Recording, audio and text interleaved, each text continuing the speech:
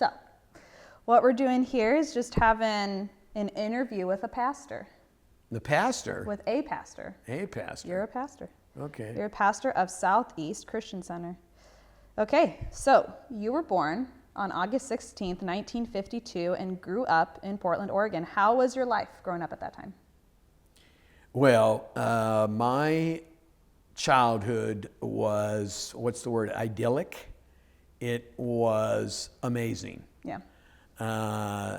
Great family, great neighborhood, just tons of stuff to do. Mm-hmm. I mean, it was the best. It couldn't have been any better. I couldn't have asked to live in any other neighborhood. Couldn't ask to be with any other family. It was the best. Yeah. Especially seeing how it is kind of now in that area. Well, it hasn't changed necessarily No, too it hasn't much. changed too much. I mean, Yeah. Woodstock has changed a lot because they've torn down a lot of the old buildings, built apartments, and doing that European model where you have 3 stories Yeah, and then condos and stuff. Retail on the bottom. Some stuff is there. Some of the old buildings are still there, but it was great because also, my mom and dad lived there, Yeah. and they both died in the house, and mom, passed away a couple of years ago, and so it was great that I could go there when she was alive and see all the Same carpet, same furniture. Well, not just that. I would walk through the neighborhood, taking George for Yeah. a walk through the neighborhood and reminisce about this and that, and knew who lived in that house and yeah. that house, and yeah, I mean, it was awesome. It was great to be able to go back there and see her and the house and just reminisce about all kinds of different stuff, and the fact that they lived there for 60 some years. So it was pretty cool. Yeah. And at the time, obviously, you guys had like a very, like, kind of, schedule of like, you go to school you go to school right down the street, you go to church right down the street, church every Sunday. Yep. As your parents were Catholics. How was Yep. it growing up, like as a kid, going to Catholic church? Well, going to Catholic church, well, it was, for the most part, boring. Yeah. We were bored to tears, and we had to be on our best behavior. If we screwed up, if we were clowning around at all, and that would be mostly Bill. Brother Bill would try and instigate stuff to get Jim and I cracking up, or Jim and I just be doing stuff. And if my mom saw us doing it, I mean, it was just a look. That's all it took. It's like just one look, and she would. That's all you needed. So it wasn't. It was. It's just it. In the Catholic Church, it's the same thing every Sunday. Yeah. You gotta understand.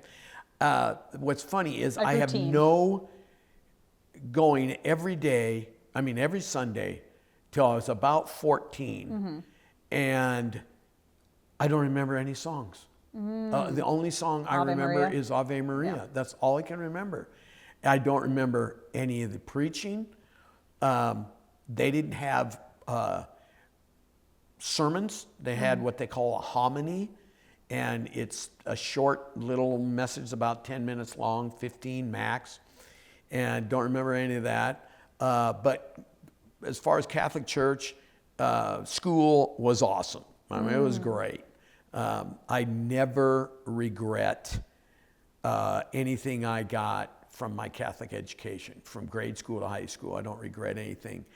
Even getting slapped around by nuns and stuff we look back on it now and we laugh. You laugh, yeah. Yeah, we laugh. We wanted to kill them then, but we couldn't. But it was highly entertaining. It was a lot of fun. I mean, it was great. We learned discipline. Yeah. You didn't get away with anything. Actually had some nuns that I really liked. I really liked. I had this one nun, I had her twice. It had such an impact on you.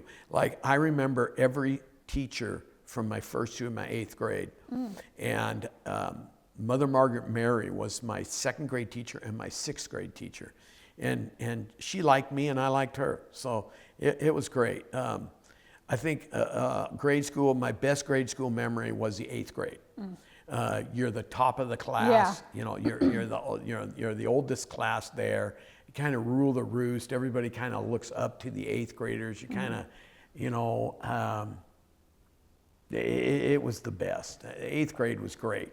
And, you know, and then the other thing that goes along with that was in 1964, which would have been my 6th grade, which is Mother Margaret Mary. Yeah. You know, the Beatles come out. So, and the whole British invasion. So, you know, I grew up with that. I lived with that. And it was a great time. It was a great time to be a kid and going through the whole, from the 6th grade to the 8th grade, you know, the height of the Beatles and all the other groups, the Stones, Yeah. the Animals, on and on and on. So, yeah, Catholic school was awesome. Better than Catholic Church, Oh, the Catholic Church. at least. I just don't, you know, it had no impact Yeah. on me or my brothers. Now, my oldest brother, it did. I mean, he went to seminary for a year. But now I will say this. My dad asked me to go with him to this Jesuit retreat house. And that's on the corner of about 42nd, I want to say 41st, 42nd, and Powell. And that's St. Ignatius is the name of the okay. school. That's Yeah. the name of the school. Yeah. And St. Ignatius is like the patron saint of the Jesuits. So it was a Jesuit school. It was a Catholic school, but Jesuits ran it. Well, anyway, my dad took me there early in the morning, and I was being trained as an altar boy. And I was being trained before I was really supposed to be one. You weren't supposed to start training for an altar boy till you're like the 5th grade or 6th grade. Had to be 5th grade because I met McCoy in the 5th grade. Okay. And so it had to have been 4th grade. So I would get up at like 5 or 6 in the morning, and Dad would drive me there, and they would train me to be an altar boy. And I thought it was so cool that I was ahead of everybody else, and I wasn't supposed to tell anybody. And so that's where I first really felt like God was real. But I didn't know him. Yeah. But I sensed something, for lack of a better word, holy Yeah. when I was doing it. And the Catholics have a thing that I think the evangelicals miss.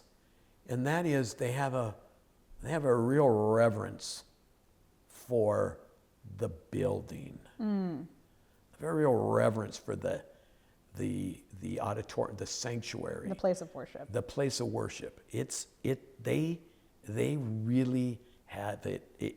They sense. They make it as though this is where God resides. Yeah. Like the Ark of the Covenant almost. And so they have a tabernacle in Yeah. there, where they put the host and everything. And yeah. so they have this concept that God is in there, in the host. Jesus is literally the bread and the blood, the wine. But in that tabernacle, that little thing, I think that's what they called it. But he's there. His presence is in that, and we know that he's in us. Yeah. That's we are the temple now. But they have this reverence, and so I grew up knowing that. It's kind of like when we were in the Sistine Chapel. I mean, that was very moving to me. Yeah. Because it reminded me of when I was a kid. And so and that music and everything, it brought me back to when I was that little boy, was trying to find God. But anyway, I wasn't really trying to find him. I think he was trying to find. Calling out to you. He was calling out to me at that young age, and that ended up going into something else. Yeah. So we can get to later probably. So how old were you? Because you were obviously going to church a while, and then you started kind of not showing up or kind of Okay, skipping. so what happened was by the time I got into high school, so I never got this as when I became a youth pastor, is how the Catholic Church, we had nothing for youth. But they didn't think we needed anything. Yeah, you just go to... Because we're Catholic Yeah. and we're good. Yeah. I mean, we don't have to worry about anything. like partying, drinking, doing that. I mean, we saw that all the time. I mean, they had these events that these October events that I remember we had a couple of them. I don't remember having it all the time, but I remember having them in the big church parking lot. Yeah. And there was beer flowing and people smoking cigarettes and all that. We saw that. That was a regular thing. And so, what was the question? So it kind of turned into... How I got out of it. Yeah. So what happening is, we just started, you get older, you start seeing the hypocrisy. And you're going, everybody comes in here and we're all doing this. But like when Christmas came around or New Year's, my parents went to somebody else's house or they had parties at my parents' house. And I remember we were sent down in the basement, stay down there in our rooms. We're not coming up. We could hear them all carrying on. The next morning we'd get up and we'd see cigarette butts all over the place and empty beer, drinks and all of that. And then, everybody went to church the next day. Yeah. I was like, what in the world? And it just, we could see through it. And we thought, what's the point? And then by this time, we're not just 6th grade kids. We're a little bit older. Yeah. And it was boring then. It's really boring now. And so we started skipping. Jim and I. Yeah. I guess we should say we never got to the family. So I'm the youngest of 4 boys, 2 sisters. So number 1, Tom, Bill, Jim, Steve, Casey, Jennifer. Jennifer Casey. Oh boy. Anyway, but Jim and I, we did everything together. We grew up together. We grew up in the same bedroom and you're together. You're close in age. Close in age, not even 2 years apart. And so anyway, we would go to church together. And we would ask Dad, hey, can we go to the late service? We didn't want it. By now we're older. And he's, yeah. We want to sleep in. And so he'd let us sleep in. And so we'd go. Well, we just skipped. And we skipped with this buddy of ours, Marty Burke. And we would do that, and then when we came home, he'd ask us. One time he asked us, what was the homily? Or the homily. We go, well, I don't know, I don't remember. And he goes, all right, pay attention next time. How long did you get away with that? So the next time we went, we ran all around the neighborhood. And asked. And we would go to the store. So there's right across the street from the back side of the church. Yeah. Anyway, on a side street, there was a little mom and pop market. And so we'd go in there, and you got to understand, for 25 cents, for 25 cents, I could get a bottle of pop, I'd get a Dr. Pepper, and I'd get a Suzy Q.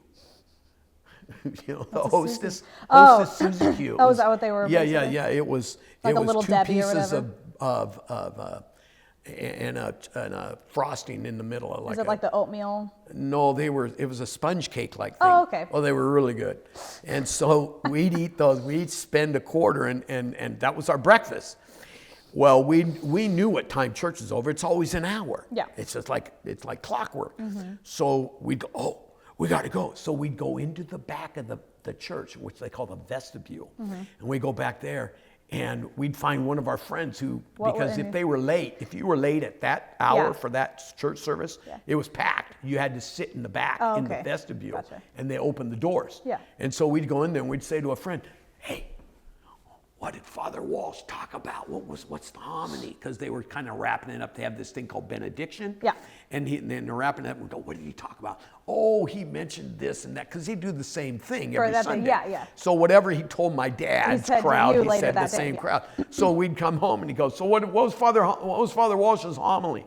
We go, oh, you know, he said this and that. He goes, oh, okay. How long did you do that before you Oh man, realized? this went on for months. This went on for months. And then we were waiting out on the corner, waiting to go in to ask about the homily. And Dad pulls up and he's coming down the street, and we didn't even look up further up the street to see that he was coming, because we didn't think he would, because his routine was he'd come home from church, grab the newspaper and read it. cup of coffee, and read it. He didn't do that. Well, he went up to Woodstock and got something. He was driving back, and he pulls up right at the corner, man. I can see it right now. He's right at the corner, 39th and Flavel. And he goes, and he sees us, and we're like, oh, crap. And he rolls down the window. He says, how long have you been doing? No, he says, go home now. Yeah. So he didn't even give us a ride. Not that it, you know. I'd say you're like, how many blocks? Like 2 blocks. Yeah. So we walk home. We said, see you, Marty. And we walk home, and he goes, how long has this been going on? We go, this is a while. Yeah. And he says, okay, here's the deal. I want you there every Christmas and every Easter till the day you move out of this house. And we said, or even beyond that. Yeah. Even beyond that. And we said, okay. So from that point on, we only went on Christmas and Easter. It's probably a freshman in high school. Oh, okay. Yeah. And so, had you already at this point, when did you think, how old were you when you realized that, now looking back, that you kind of started going into the wrong crowd to where that kind of put you on a different Okay, path? so I want to say, I think we were about 7th, 8th grade, and McCoy, Mike was pretty mischievous. Okay. And always wanting to live kind of on the edge on stuff. Yeah. And so was Burke. And I don't know, we just didn't have, we weren't involved in sports. And we went, I mean, we now don't get me wrong, organized. I mean, we played like crazy in the street, at the fields and stuff like that. We did all that. But, and then, I don't know, we just started like doing like petty crime, like vandalism and juvenile delinquency, stupid stuff. Kind of like one-upping stuff. Yeah, like a guy like Burke would go like, hey, let's go jockey boxing. Like, we didn't even know what jockey boxing was. I was like, I don't know what that is. So, well, what it was is you find cars that don't have that aren't locked. Which was probably a lot back then. Compared to now. Compared to now. Nobody really all day locked. long. All day long. Because nothing really. You go down the street and open up 20 cars. Yeah. And we just open up the car, and then you open up their glove box to see what's inside there. And sometimes they leave money in there, and stuff, or just stuff. Yeah. Take it. Like emergency money. And then we would go into people's garages, and we'd open up their glove boxes. You The look at the look on your garages? face. What Are do you you mean? getting your What faces? do you mean glove box in the garage? No, we go into the garage where the car was and open up the car. Oh, okay. In the garage. Okay, gotcha. If they left the garage door open, or if there's no lock on it. no lock on the door Because itself. a lot of people didn't, yeah. Just go in there. And so that's when we first started. And then, Kind of like thrill seeking in a way. yes. Yeah. Yes. That's exactly, and then it's like, that's not enough. Yeah. There's bigger stuff than that. And I had basically, I was pretty young when I first stole something, and I don't remember what it was. But I ended up, it's like, people, I think the enemy knows, he tests, and I don't always say it's just the devil, but evil spirits, unclean spirits, whatever. They look for weaknesses in people, and my weakness was stealing, and so I like to steal, And I started stealing at an early age. Like, I want to say I was 8 or 9. And I would I'd steal all kinds of different stuff. And I stole from my dad. I'd see I wouldn't see all his change, but I'd take some of his change. He used to put it on there. And because, like I said, yeah, I could take 50 cents. That'd buy me, that's 2 breakfasts. And on Sunday morning. But so that kind of doing that and then getting older, then I could steal bigger stuff. Yeah. And so that was, that probably started getting to a point where it was petty crimes by the time I'm in high school. Yeah. Yep. Yeah. And was that when like, people started doing like more of like the recreational like drugs and stuff like that? So, are you asking me when my drug use started? Well, kind of all of it together. Like Well, the first time I used weed, marijuana, I want to say that was my freshman year. And was that because like you went out looking for it, or was it more of the people around you? It was a cultural phenomena, basically. It started in San Francisco, pretty much. Haight-Ashbury, which, interesting enough, my mom being born and raised in San Francisco, and we heard about Haight-Ashbury, and when we were telling mom and dad about it, they heard about it, and dad said, "You remember your aunt or uncle had that pharmacy, or it was a pharmacy or a shop or some sort of market or something, right? Just off the intersection of Haight and Ashbury, where the whole hippie movement." That's where it started. That's where it started. Was in San Francisco at the Haight-Ashbury, that district of Haight-Ashbury. And anyway, so the whole. So it was just around at that time. The whole drug culture started out of the 60s, and it just infiltrated the whole land. Yeah. So we heard about it from, now my older brothers didn't do it. Jim did. Yeah. But Tom and Bill didn't. But these friends of mine, their older brothers did. One guy in particular, John Ross, and his brother, who ended up really getting messed up, who fried his brain, basically. And so that's how it came around. Came around from these older brothers, because we had no access to it at that time. And so that's where I think I know for sure, absolutely, without a doubt, I could go to the spot where I first smoked marijuana was at Berkeley Park there in East Moreland. And I was a freshman in high school, and didn't really do anything to me. It was, it was a low grade and cheap or whatever, but then the next time I did, I definitely got high. And now I worked. Yeah. I started working in the 7th grade, mowing lawns. And so I always had money, so I could buy it. And then Jim started getting access to it pretty easily. It got to the point where by the time I was a sophomore, junior, it was easy. There was a bunch of people who you knew. Oh, yeah. It was hard. But I had to be very careful at Central, because you couldn't even talk about it there. You get kicked out of school. And so that turned into kind of like how the petty crimes did, where you kept wanting to like. Yeah, as I got, I think just the guys I was hanging out with, it was like you were saying earlier, we were talking before we started recording about cheap thrills. Did we say something like that? Yeah. And so then it just kind of became that, especially my junior year, my senior year. I'm thinking, especially my senior year, I think, if I'm not mistaken, my senior year is the first time I used LSD. That was with my brother Jim and a friend of his. I believe I was a senior that year. I think Jim was already out of school. It hadn't been drafted yet. So, but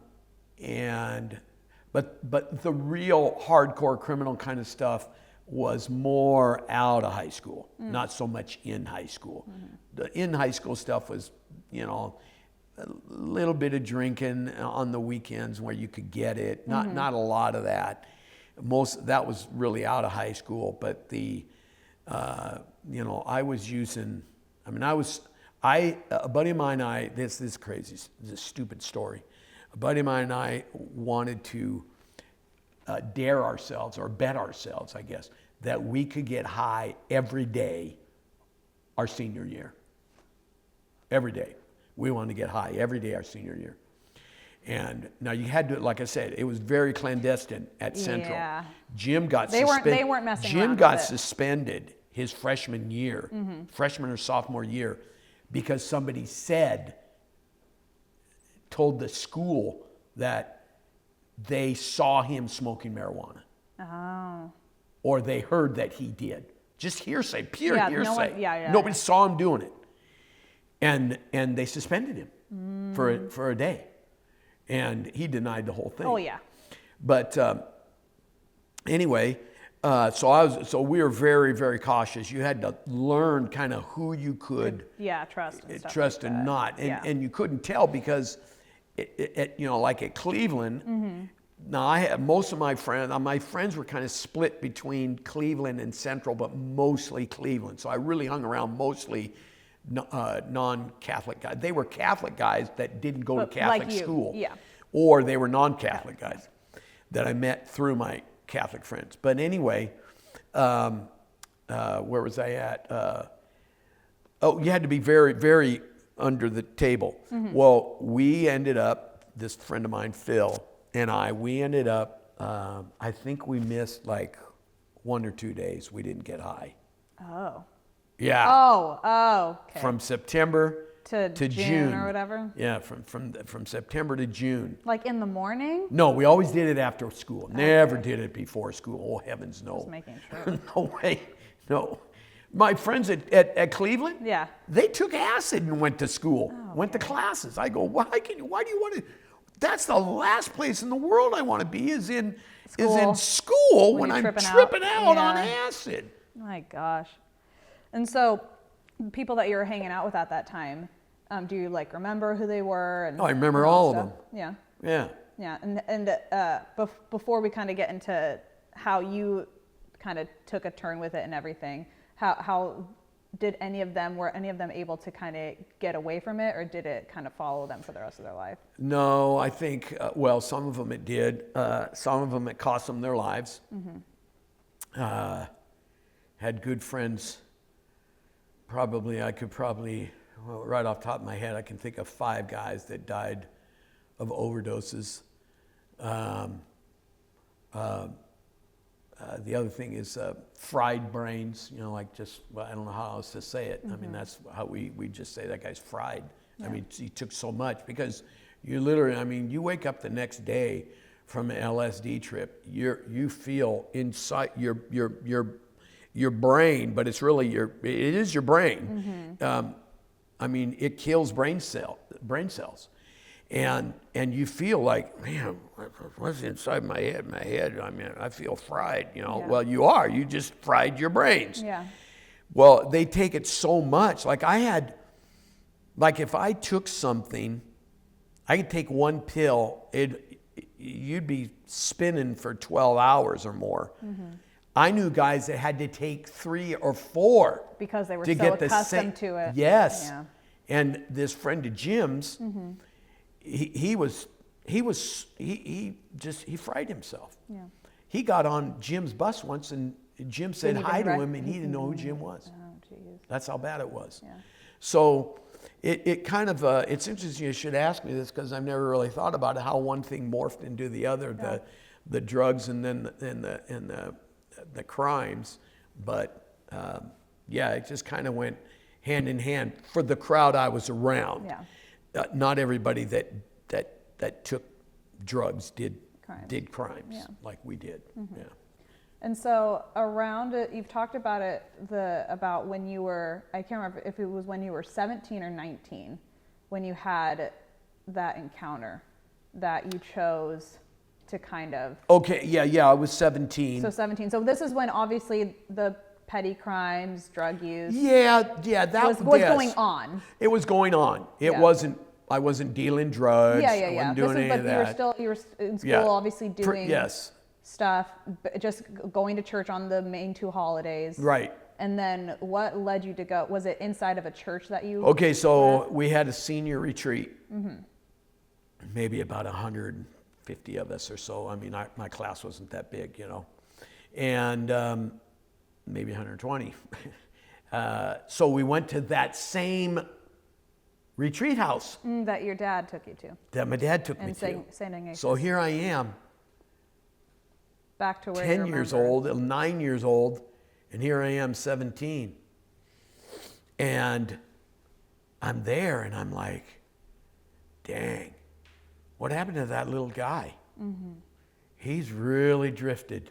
Because I thought when I was that little guy that maybe the reason why I want to be in here and do this with my dad, because maybe I'm being, because they always talked about, the Catholic Church would always tell you, some of you are called to be a priest. They were always wanting, some of you are called to be nuns, you know. Yeah. So they're always trying to recruit because, they need to carry it on. Yeah.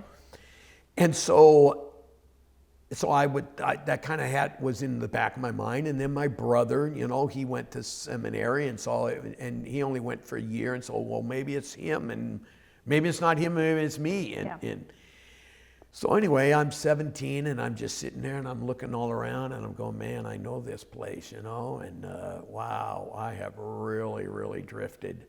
So now, we always do confession. Yeah. And well, they couldn't do confession for all 100 plus of us. So this priest gets up there, guy I never could stand, from the high school, and I always thought he was a tough guy and he could push us around and stuff. And I got a cool story about that, but I don't know if I want to get into that. But anyway, It's up to you. he says, well, listen, I'm just gonna. We don't have time to everybody go to confession right now. So just right now, I'm going to absolve you of all your sins, because that's what they do. Yeah. So That's all you need. So he just kind of did this, said something. I don't even remember what he said, but I said, because I never liked going to confession, I always felt like, why can't I just ask God to forgive me myself? Instead of going to a priest. I lied like a rug. That was another thing I did a lot. I lied and I stole. And my mom and dad, they didn't know what to believe. Yeah. Half the time, things that I'd say. So they said, I thought, like they'd say, did you go to confession? When was the last time you went to confession? I said, oh, I just went. We just had it the other day where they took everybody down to class, and they did. But when they did that, I wouldn't go. Yeah. And the nun had come up and said, Mr. Hunt, aren't you going to confession? I said, no, I went last night with my dad. So I lied. Yeah. To get out of it, because I hated going into that booth. I only went in like once or twice, 2 times on my whole life as a Catholic. Yeah. And so, I did my first confession, and I don't remember much more than 2. And so I just sat there in that hall, or that room there with those guys, and I just asked the Lord to forgive me from my heart, and I meant it. And His presence just came over me, like I felt something go from the top of my head right out of my feet. Yeah. And I was like, oh my God, what was that? I had no answer. I couldn't figure it out. Now, back up a little bit. When I was a sophomore or junior, my brother Jim and me and Marty. Now Marty went to Jesuit for 2 years, and then he went to Cleveland. Well, when he was at Jesuit, somehow or other he met this priest at the retreat house, Father Chapdelaine, Father Jerry Chapdelaine. How do I remember this stuff? Anyway, Father Jerry, he told us about Father Jerry. He must have gone out to Jesuit and spoke or something. Yeah. And Marty liked him. So Marty said, hey, you guys ought to meet this Father Chapdelaine. He ain't like all the other priests. And we're like, really? He's cool, man. I'm telling you, we ought to go up there and talk to him. We should get high and go up there and talk to him.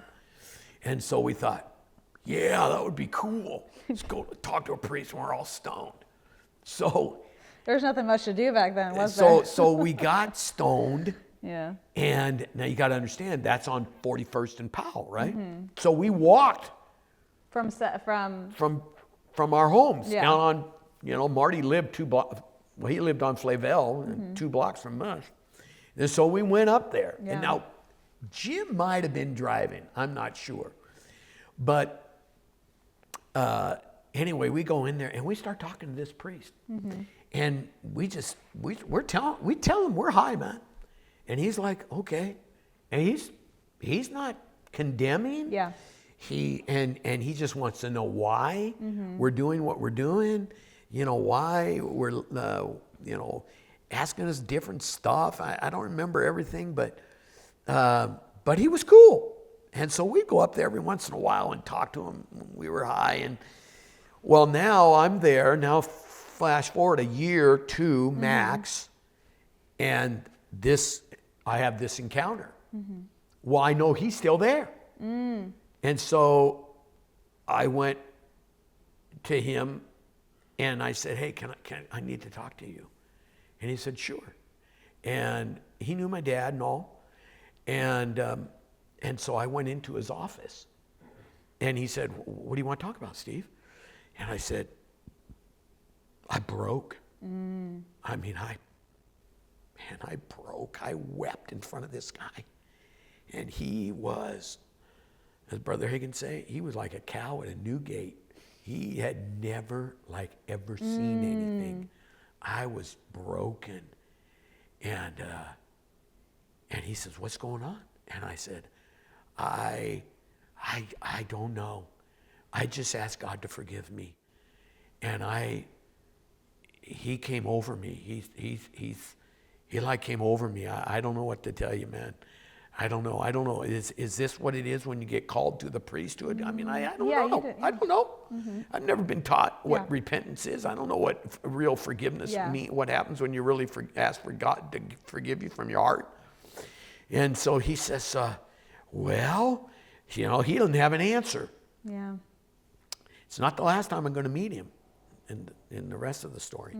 So so I walk out of there. Well, I ask him, well, what's it take to be a priest? He says, well, you got to go to college for 4 years, and then you do a 2-year internship, and then you get ordained. And I'm going, 6 years? You didn't like school in the first place. 6 years? I'm like, you got to be kidding me. And then it's not only 6 years, but I went to an all-boys school, okay? And I'm going to go and live with a bunch of guys again, away from girls and all of that. And I'm like, man, I don't want to be celibate either. Yeah. And I mean, it's just overwhelming. Yeah. And I walk home. And the whole time I'm walking home, there's something different. Yeah. I'm changed. And it was really close to graduation. And this buddy of mine came over, and he had this van that he just bought. And it was cool. And it was full of pillows in the back, and we would just get high in there and drive all around and get high and go to different places. And they come over that night, and I'm like, I don't know if I want to get high. I don't feel like getting high. I'm feeling really guilty right now about getting stoned or doing anything like that. And it's a Friday night. And so so I go with them, and I get loaded, and I think we drank too. I think we got drunk, we got loaded, and it Started to go away. It just kind of squelched everything. But I was ruined. I mean, I was ruined. From that point on, I mean, it's like I tell people, I ran for 13 years. I was on the lam. I was on the lam from God. And so, what's your next question? Well, during that time, because you said you were 17. Yeah. And it was the next, do you say 13 or so years? 13 years. And So that was in May or June of 1970, and then in September 9th of 1982 is when I surrendered. And so during that time, when in between those two kind of instances in your life, do you remember how your life was or how you felt about how you were doing and From 17 to 30? yeah, in that time span of how everything was going. Because obviously during this time, that's when you started going more into heavier drug use and started doing actual crimes. Yes. Like yes. dealing drugs and stuff like that. And so Yes. how do you remember your life So at how that do I time? remember? Like how you It was felt like about your life. it was almost like breaking chains, but yet chains were actually being wrapped around me. So now I'm out of school. You know, my parents want me to go to college.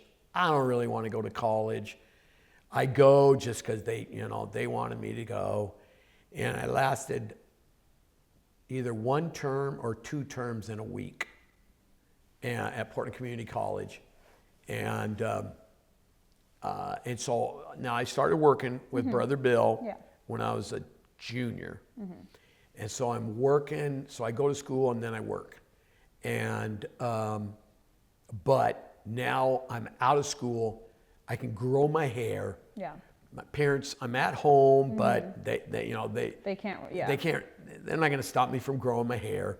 So I grow my hair out, and I was doing some hard drugs, but now it's like, man, Nothing's really stopping you. It's free for all, you Yeah. know. And that summer of 70 was insane.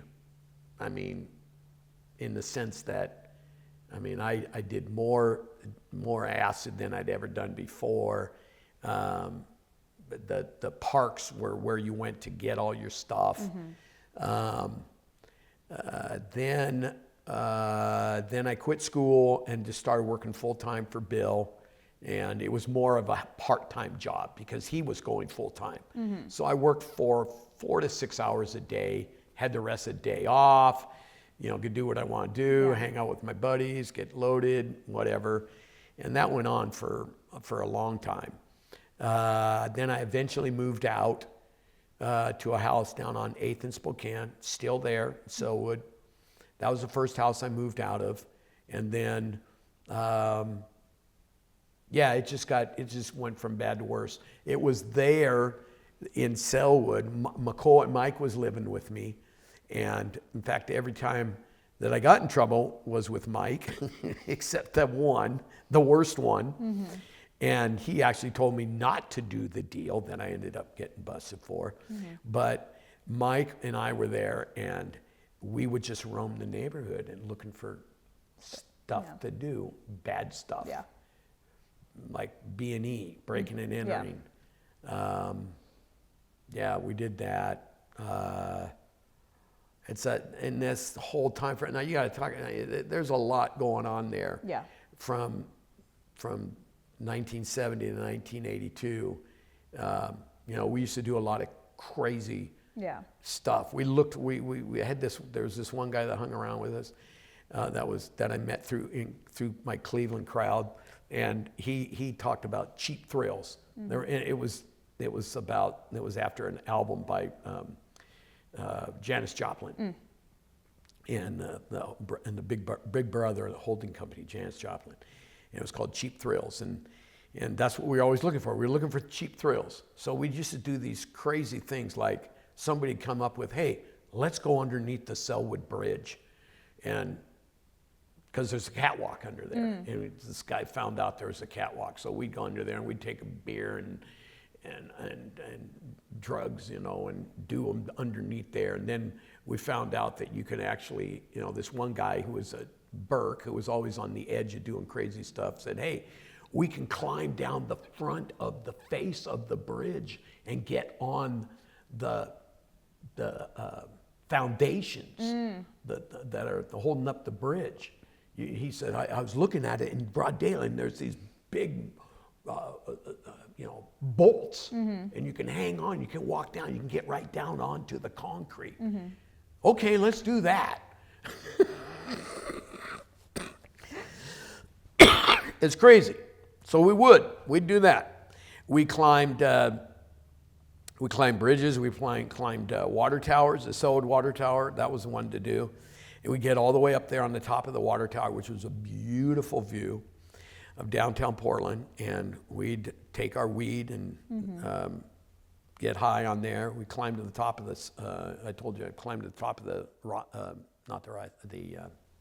St. John's Bridge, where the big red light is, Yeah. so that planes don't crash into it. So obviously, during this time, That was fun, crazy stuff. But then there was a lot of drug use, and I was selling. I started selling drugs. I started realizing. A guy told me, "Hey, you want to buy a pound?" And I said, "Well, what's it cost?" And he says, "Well, it costs this, and you can sell these. You know, you get a pound is, you know, and out of a pound is." You sell so many ounces, you get 16 ounces, right, out of a pound. And you sell 15 of those for, I think, $10. Well, the pound costs 150. So I get 1 ounce for myself. So I just got my money back. Yeah. So I was never really into it for the money. I was into it for the free weed. Yeah. So I started doing that, and that just morphed into a regular business. I never really did much more than that. I never really did much more than a pound at a time. I could have, but I was busy. I was working. I didn't need to make money selling You just did weed. Yeah. I didn't want to spend my money on weed. And so I was always as the guy known as, he's either got it or he's selling it. So I was. Yeah.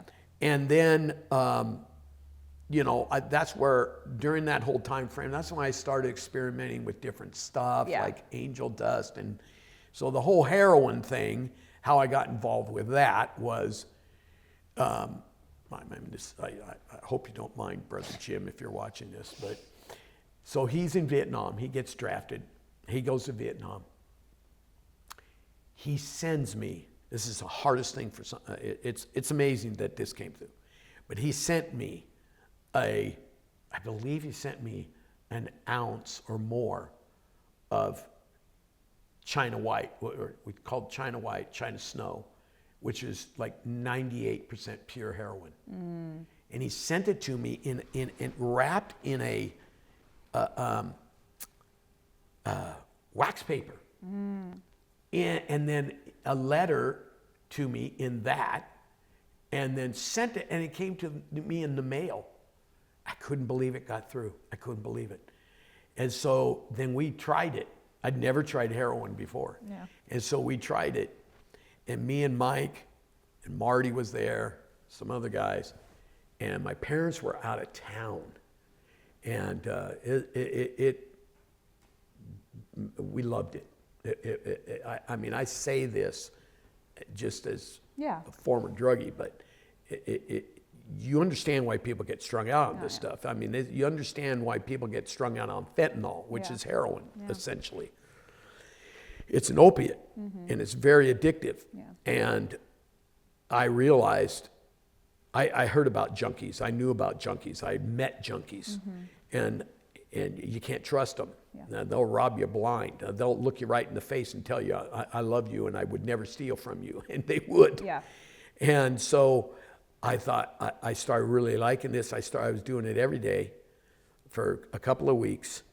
And I said, nope. And I gave it to my next door neighbor because he could sell it better than we could. And so I gave it to him, and God, I don't know that I did much more of it after that. I just said, man, I don't want that. That's the bad stuff. So that was about 1970, 71. And so during that time, were you kind of more just lying to yourself that you were happy with how your life was going? Oh yeah, that's a good question. Have you got that in there? That's a good question. I was, what's the word I'm looking for, with my conscience. I was trying to bury it. I was trying to bury my conscience. I was trying to drown out the voice. Because you got to understand, at this same time, the Jesus movement happens. The Jesus movement. And the Jesus freaks and whatever else they called it. The movie came out. What the movie called? Jesus movement. Jesus movement? Yeah. Okay. Jesus Revolution is Jesus what the movie is Revolution. called. But yeah, this is going on at the same time. I first heard about it when I was a senior in high school. And this crowd of Cleveland people I was hanging out with were asking me. They were going to Maranatha Church on Sundays. Oh, okay. They heard about Maranatha, where your mom was. Yeah. And they heard about Maranatha, and they'd come to me and ask me, hey, what about this in the Bible? And what about that in the Bible? I said, I don't know. And they go, what do you mean you don't know? You're Catholic. I go, I don't know. I don't know any of that stuff. Yeah. You know, I don't know any of that. And so that would just stir it up on the inside of my conscience. That would like quicken it, and like, ugh. And so I was just in denial. I just, you know, when I'd hear the street preachers, you know, I would go, I know that guy, what he's saying is the truth, guys. But I would not tell anybody. I couldn't, I didn't want to tell. I was ashamed, scared, whatever, running from God, and I wasn't going to tell anybody that I've encountered him, and I'm telling you, he's real.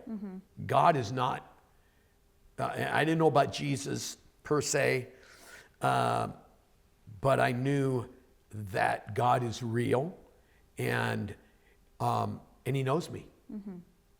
I knew that. Yeah.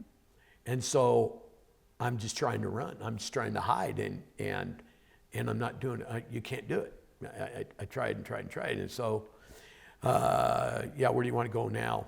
So when you finally got, quote unquote, busted, was it just the one time that you got busted, or did it happen? How many were you just? Well, the first time, the first thing I got busted for was, I think, a minor possession of alcohol, and what did I do? I don't think I got caught. We got caught at the zoo. Nice. Of all places. And so we ended up, we had to go to alcohol classes, Mike and I did.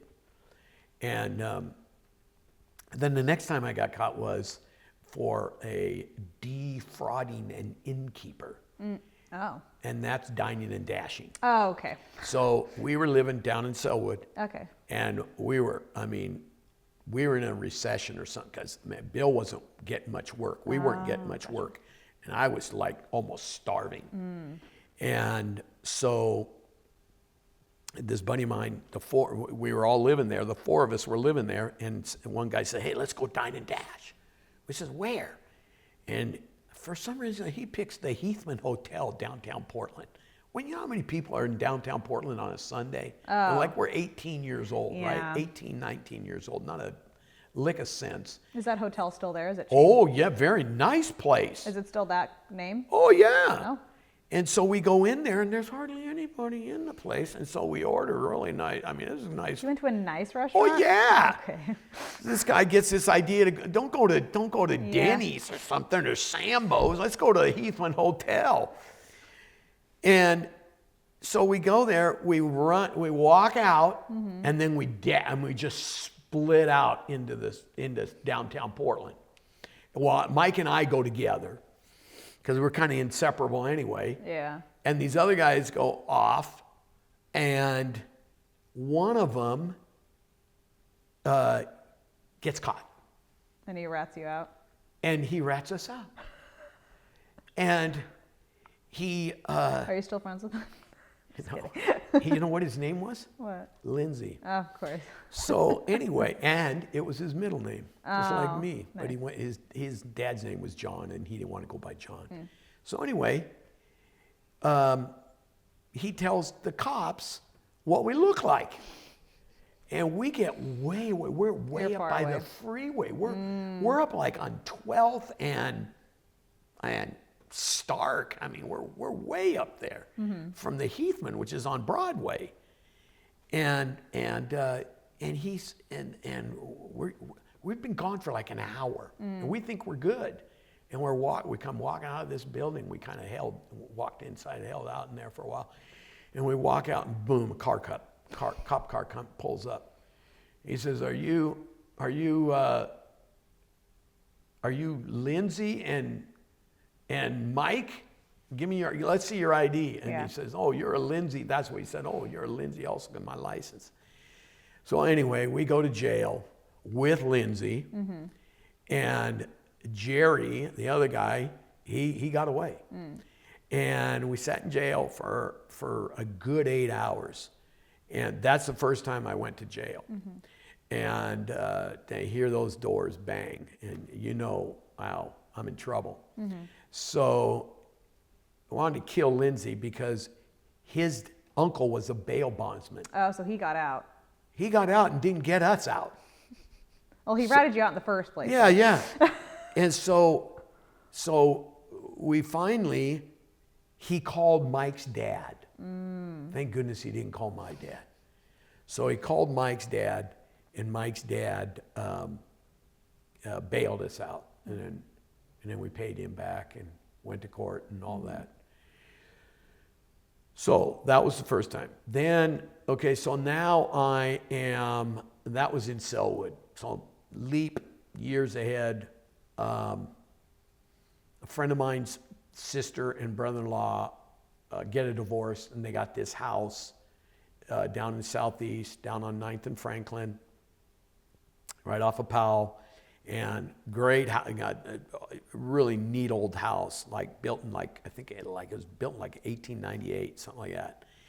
And so we go in there, my buddy whose sister was there, him and I, and then he ended up moving out.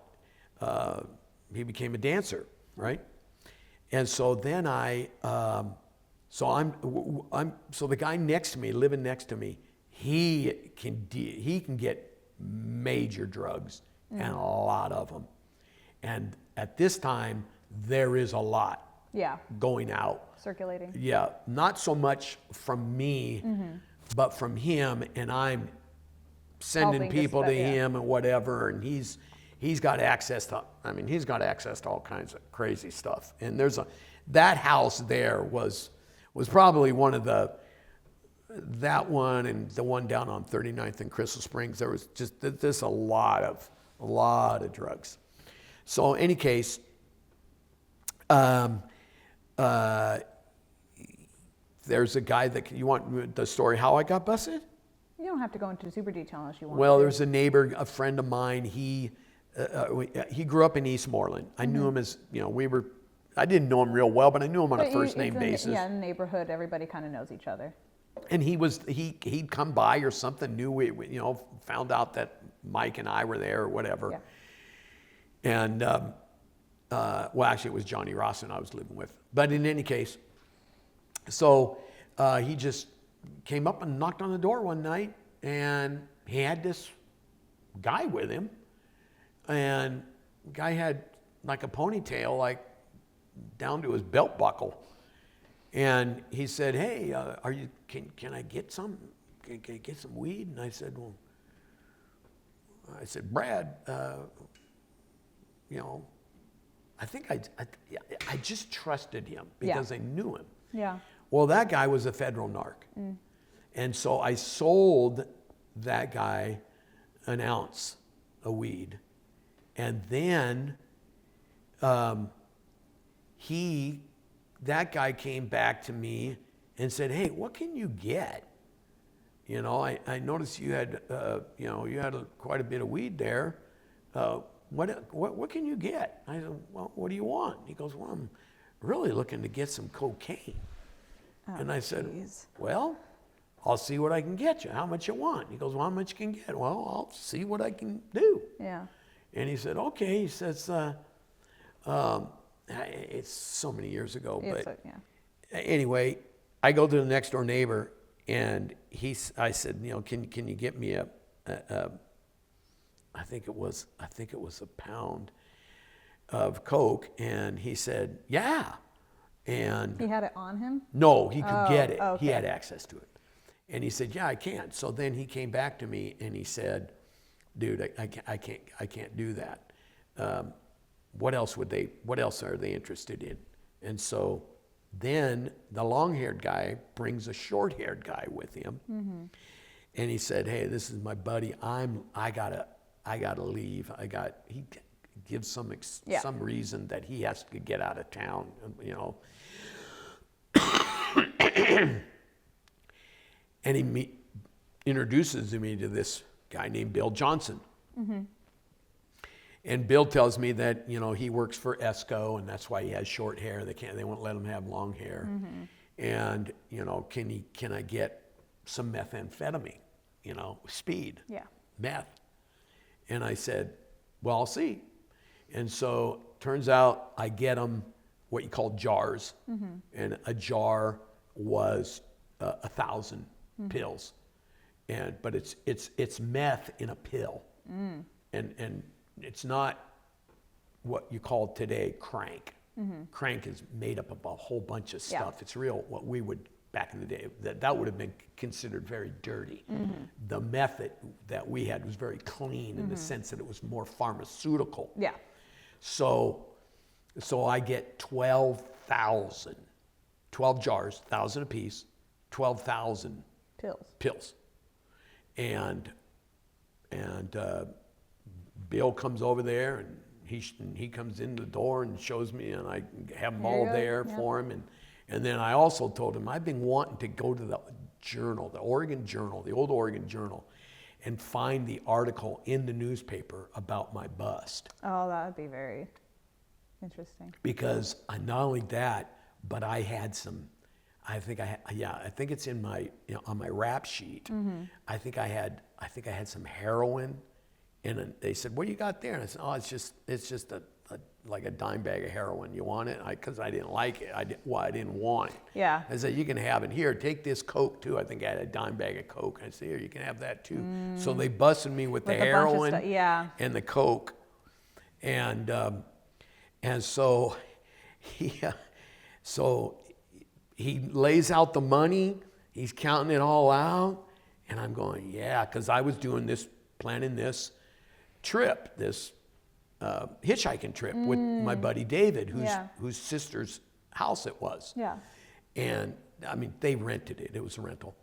And I need like $400, $200, $400. I don't remember. That's a lot of money back in 1970 and 74. And so I just need that money. I want to make a quick sale so I can have the money to do my hitchhiking trip. And so he's laying it all out there. And I'm going, oh, yeah, I got my money, man. Awesome. And all of a sudden, the doors fling open. The door flies off the hinges with a battering ram. Oh, geez. And these guys come right in and right up to my face, like right here. With a gun? With a gun. In your face? In my face, that close to my face. And said, get on the floor. And my buddy, who's living with me, Johnny Ross. He ran out the back? No, he's over in the room right over here, a room next to it, studying with his buddy, Walt Jeffries. And they're studying because they're going to Portland State. And I told the cops, they don't know anything. They had nothing to do with it, and they let them off. They didn't do anything. Okay. And thank God they did, because John, who's retired now, is a retired pharmacist. That would have ruined his career. It ruined his career. He ended up being a very, very successful pharmacist, owned pharmacies, and very, very successful. In fact, I just talked to John yesterday, no, not yesterday, day before, February 1st is his birthday. So anyway, they handcuffed me, took me off to jail, and I spent the whole day there, overnight, and the day there. And then went to trial, not a trial, it's an arraignment, and got out on my own recognizance Brother Bill picked me up and took me to work. I had to work. Well, yeah, you didn't get that money. And then I had to wait that was May 1st of 74, I had to wait until November 5th, which is voting day, before my trial, which I didn't have a trial. I copped a plea. So I said, I will plead guilty to possession of drugs. It was called criminal activity and drugs. It's called CAID back then. Criminal activity and drugs, I will cop to, I don't remember. All the stuff. I copped to all of it. Yeah. And so they gave me a sweet deal. I mean, I got 3 years bench probation, which means I didn't have a probation officer. I had to pay him $1,005. Why it was $5, I don't know. Court costs probably. And I had to pay that, and I couldn't leave the state. Oh, so you didn't go and get on your hitchhiking trip? So I waited 2 years, and I went on my hitchhiking trip. I told him, "Screw you." Okay, 2 years? Oh my gosh. I mean, I hadn't been You didn't- saved. well, you I also hadn't didn't got have a saved. par- I still had a And you also mentality. didn't have a parole officer. Yeah, I didn't have a parole officer, and I had this mentality that I am going to get over on them. I mean, you got to understand, the next day I get off. Yeah. I go home. I mean, I go to work. I get off the next day, and I get a call from somebody that says, "Hey, can you get me some smack," which is heroin? And I said, "Yeah." Yeah. I just got arrested. Yeah. I'm facing 3.5 years in prison. If you get caught again, or if you have No, any kind of, my the deal hadn't- my it hadn't attorney gone through tells me yet. they're wanting to give you to give you 3.5 years. Yeah. So I'm facing that, and I have this mentality, "Oh, you got me. Oh, yeah, okay, you got me. Guess what? I'm going to get you."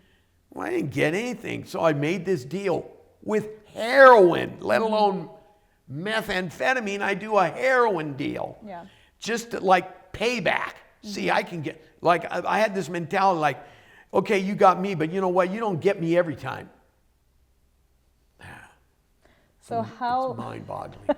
how long after that whole ordeal of getting arrested and everything, how much longer until you finally surrendered? So that was 1974. Went on my hitchhiking trip in 76.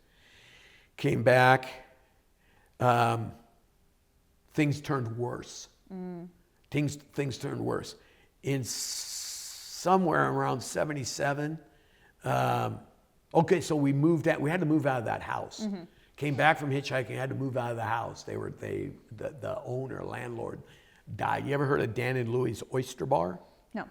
Okay, well, it's a very famous oyster bar restaurant downtown Portland. Been around for years. The owners of that, Dan and Louie, their I think it was their mom lived up the street, and she owned these 2 houses that we lived in. Gotcha. Big 2 houses and big lots Yeah. next to them, empty lots. I mean, we were the only 2 houses up there, sat up on a hill. It's like 20, 30 steps up to our front porches. And we had this view of Mount St. Helens, Mount Hood. It was an awesome house.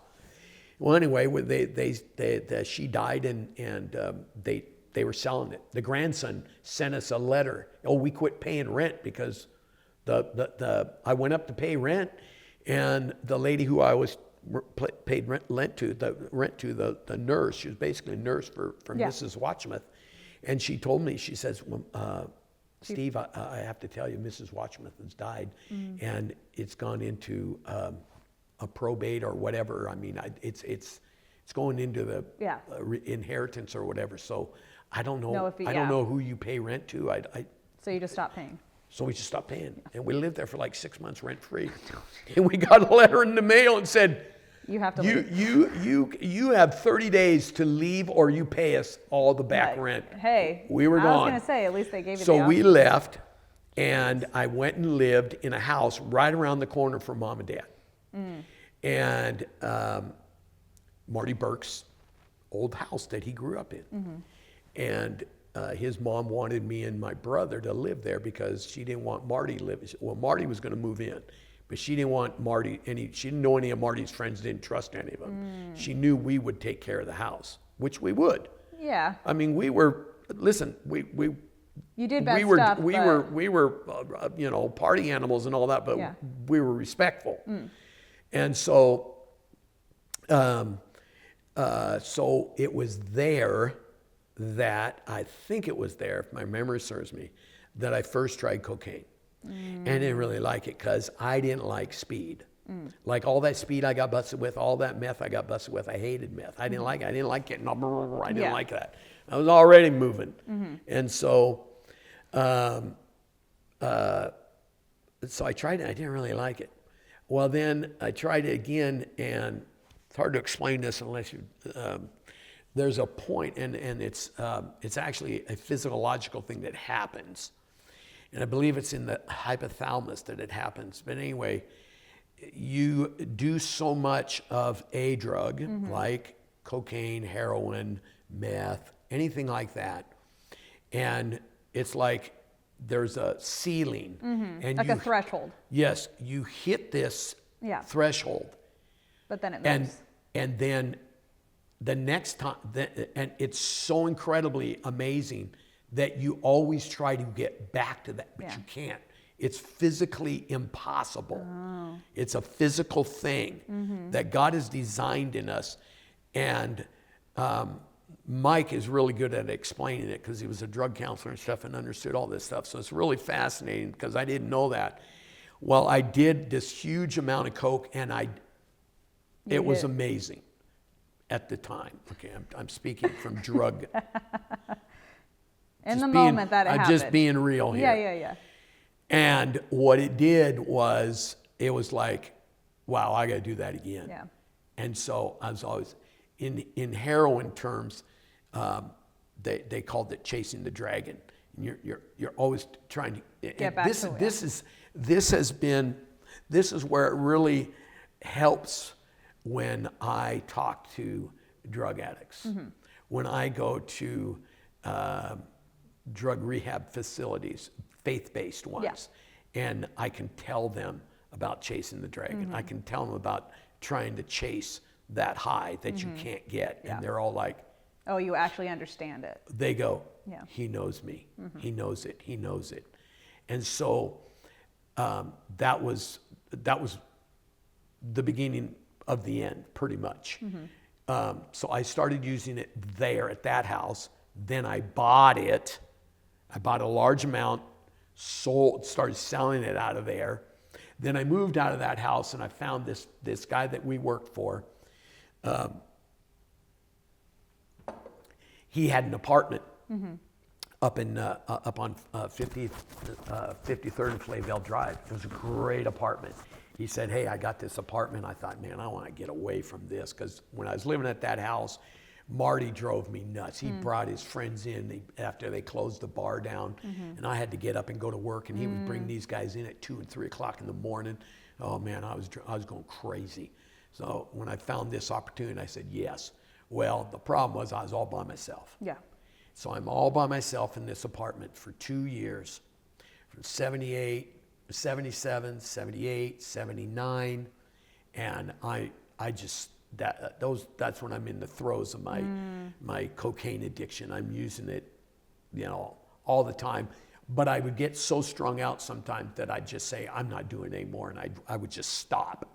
And then I'd just have the cravings again, and I'd give into the temptation. And then this one time I did so much. I OD'd there. God miraculously saved me from an OD, and then I did a huge amount this one night. I was up all night into the next morning, and I was supposed to go to work, and I knew I had to go to work, but I want to get loaded. So I called Brother Bill, and I said, I can't come, man. I can't come. He goes, why not? I go, dude, I need help. He goes, what do you mean? I said, I'm a cocaine addict. And I had. How did he react when you told him that? I was really wise with my money. I made good money. Yeah. And I had a good savings account. I was driving a really nice 74 BMW.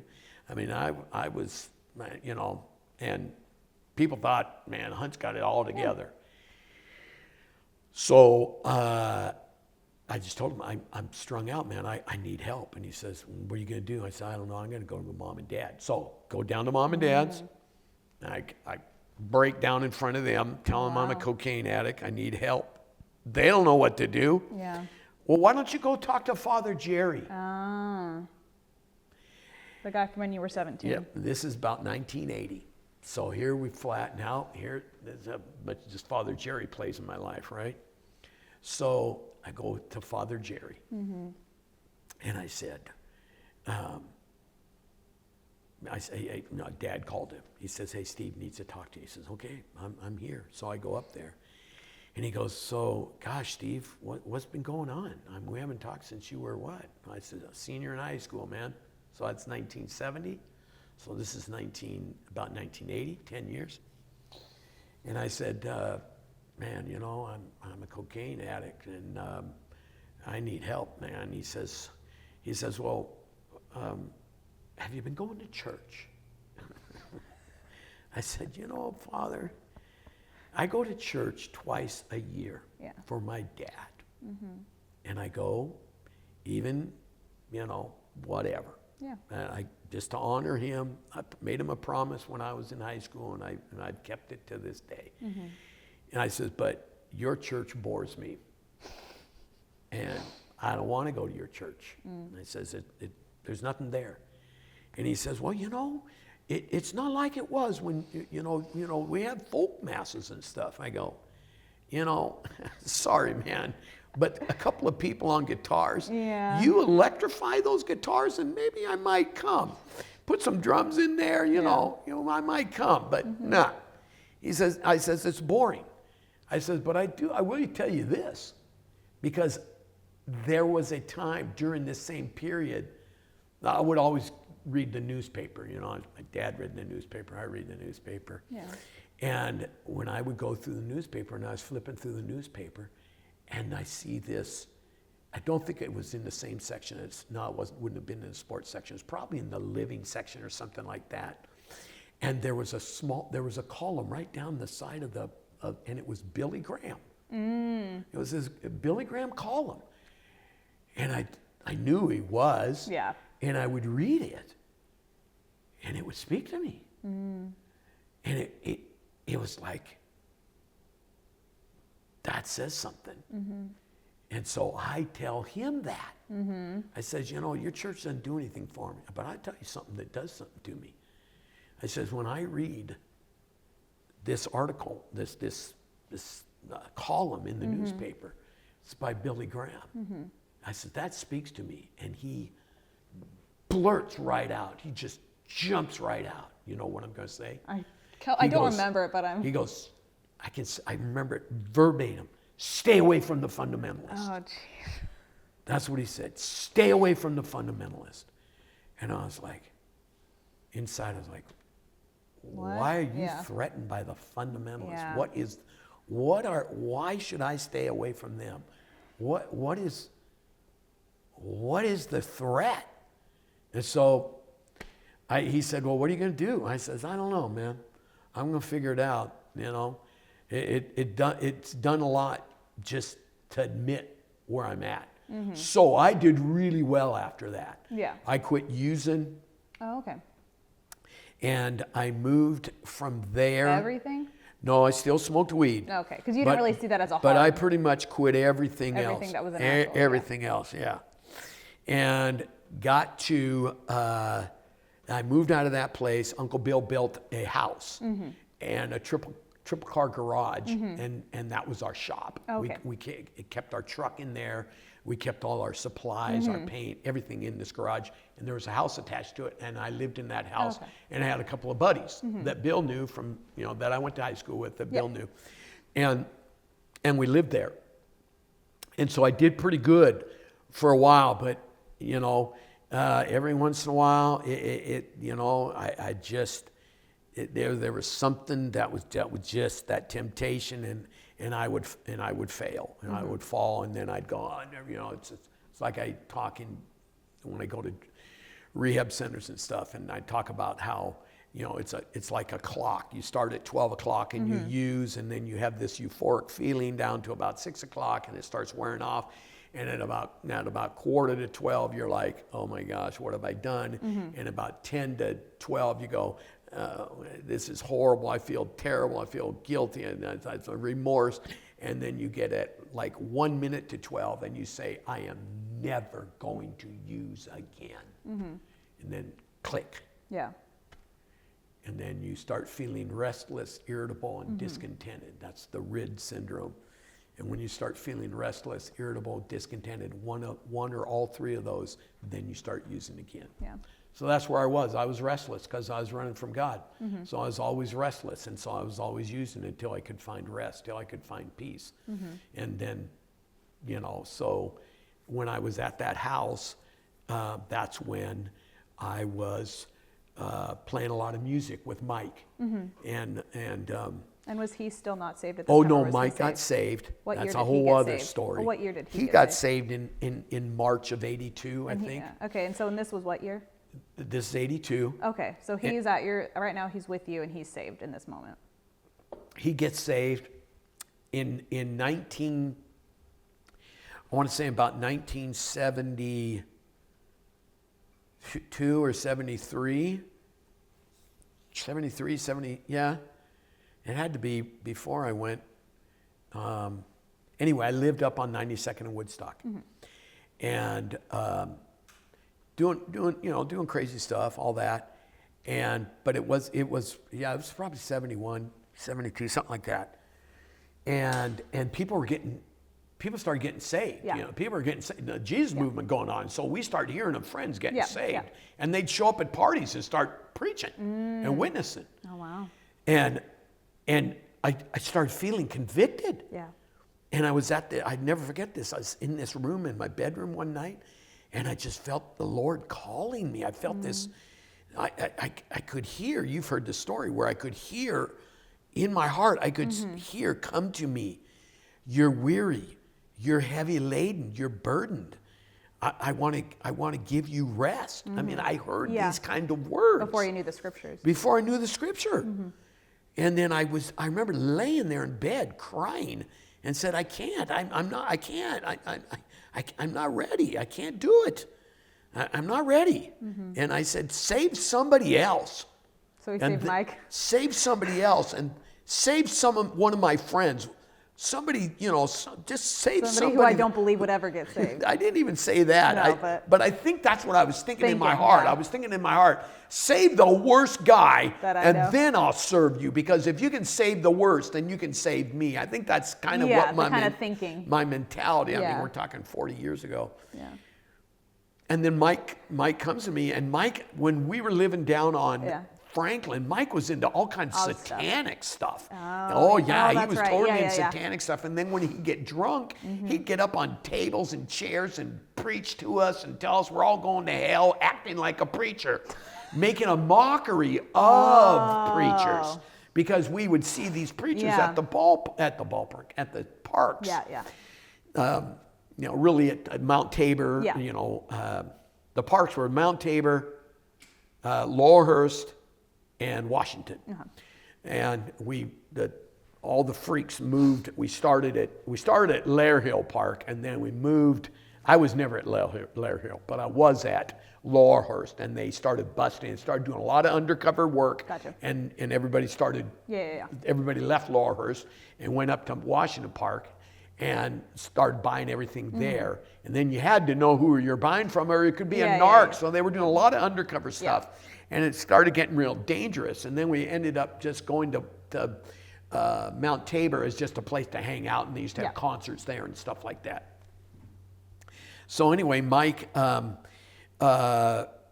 he would, that's where the preacher Ray would show up at these places. 'Cause that's So where Mike, everybody when he would get, because that's where all the freaks were. Yeah. And he felt called to the freaks. So Mike would make a mockery of Preacher Ray. Well, then Mike, when he got drunk, he was Dr. Jekyll. We called him Dr. Jekyll, Mr. Because of Hyde. how much Oh, of a here's switch Mr. there- Hyde. because of how much of a Here's switch Mr. there Hyde. was. Yeah, because he just flip a switch, and he just get belligerent and stuff, and got us kicked out of restaurants and all kinds of stuff. So if we took him into them, anyway, he gets saved, and I'm like, oh my gosh, what am I gonna do? Mike is so funny. Mike always says, the deal's a deal. He said, you had to get saved. You said if God would save your friend, Yeah. And so we were playing music a lot, practicing. And Charlie, And when Charlie wasn't there, then it was Mike and me, and he started witnessing to me. And I finally came clean. And I told him what happened.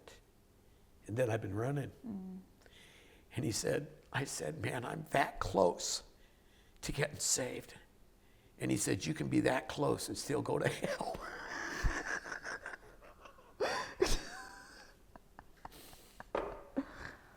He was brutal. Yeah. Well, he was honest. And He was it's also honest. a thing of where he was the kind of friend who he knew he could be honest with he you. was honest. He was honest with me, and I knew it. And so, what was the final straw?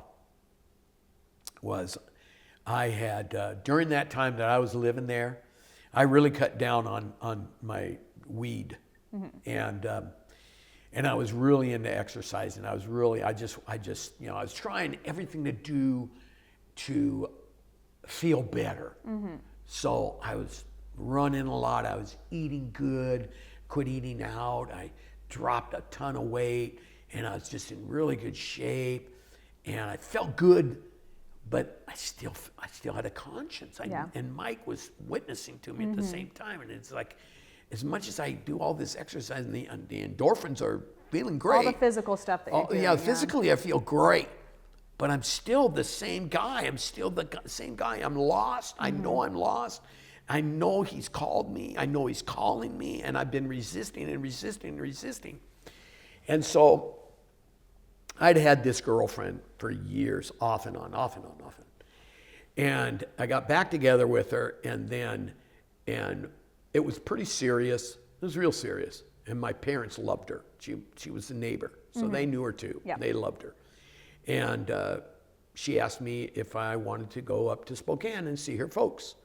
And so we drove up there, and I was just feeling really, really horrible, terribly convicted. Mike's preaching to me, and I'm just, this is not right. This relationship's not right. Nothing's right. And so I go up there and see her mom and dad, who I knew real well, known him since I was a sophomore, and of course he takes me to Spokane, and we're talking, and it's all about the future, how you're going to take care of me. We all know what it's all about. Yeah, especially so when you're already that old, at that age. We're driving back, and Kyle, I must have saw at least 2 different signs on the side of the road that said something to the effect, repent, for the kingdom of heaven is at hand. Or trust in the Lord Jesus Christ. Something like that. Yeah. I was like, are you kidding me? I mean, I feel bad enough, and now I get these literally signs on this highway. And so that was on Labor Day weekend. And I got back, and I got back, it was on Monday, so I went to work on Tuesday. I was just so convicted. I couldn't eat, I couldn't sleep. I think I might have ate 1 meal in 2 days. So Tuesday, work Wednesday, Thursday, or Wednesday night, I think it is if we looked at our calendar. But Thursday night, I'm done. I just said, I'm done. I just feel horrible. I feel convicted. And I've been running. And Mike's right. I can be that close and still miss it. And so I just had made up my mind. I said, I'm gonna get saved. And I went to, the only person I knew to call was my brother Tom. Now, got a flash back. He had been witnessing to me, and Sheila. His wife. Yes. And at this point, he was not Catholic anymore. He was not Catholic. He was born again. He was charismatic Catholic. And then and we had our 35th wedding anniversary from my mom and dad out at their house. And I don't know what year that was. But you've seen the picture. Yeah. And I'm hammered in the picture. I'm leaning back. I got a bottle of Michelob in my hand. I'm 10 sheets to the wind. And everybody left, and I stayed. And they witnessed to me, and they told me the gospel. First time I ever heard it, really. I had heard bits and pieces of guys witnessing to me at Portland Community College, Yeah. running into different situations, and of course, Preacher Ray would preach, but they like the last straw or the last rug I had under me was that I wasn't that bad. I knew I was bad. Yeah. I knew I wasn't perfect. I knew I wasn't good, but I wasn't that bad. Yeah. And they showed me Ephesians 2:8-9. That you're not saved by works, but through faith, by faith, or by grace through faith, and not of your own. And that was like that rug pulled out from me, and I was like, dang, I haven't got nothing to stand on. And they let me sober up, and then I drove home, and I knew I was ruined. And it wasn't too long after that, I think, but I'm not sure. But in any case, so I thought, who do I call? Yeah. I got to get saved. Who do I call? Got to call Brother Tom. So I called Sheila, and I said, Sheila, I need to talk to you guys. I need to see you tonight. And she said, why? And I said, God. She goes, okay, well, why don't you come for dinner? And you can eat with all the kids. And, they had 9 Yeah, 'cause kids, of all the right? there, They had yeah. 9 kids there. And we'll eat, and then we'll put the kids, shovel them off or whatever, and we'll talk. And I said, okay. So I drove out there, and before I drove out, I still had a small bag of some weed. And a buddy of mine was sitting in the couch, and I go, I'm leaving, Brian, and I'm coming back different. He goes, what do you mean? I go, dude, I'm done. And he goes, what? And I go, here, take this, because I was just going to throw it in the garbage, which I probably should have done. Yeah. But I just threw it at him. I said, here, take this. And he goes, what, man? And I go, Brian, and I've known him since high school, since we were sophomores. And I said, Brian, I've been running from God for 13 years, and I'm done. I'm done. I said, I'm going to go, and I'm going to go get saved, or whatever they call it. I don't remember. And he was like, He was just shocked, obviously, because shocked. you never talked to him about anything close to that no, before. never told anybody except Mike. And he's just, and so I drove out to my brother's, and there was a peace over me that I had never experienced all the way out there to Hillsboro. And I knew I think back sometimes, I think if I'd have died, I would have been saved, because I'd already made up my mind.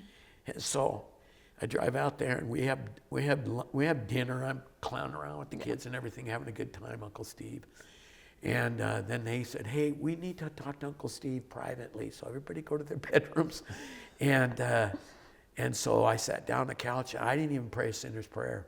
I didn't even do that.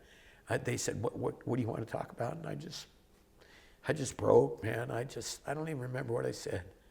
I don't. It was I was just transformed. I was just transformed. So, the burden was lifted immediately. And then the amazing thing was, I knew right there, I don't know if it was right then and there, but it was very shortly thereafter, that I had no desire to get high.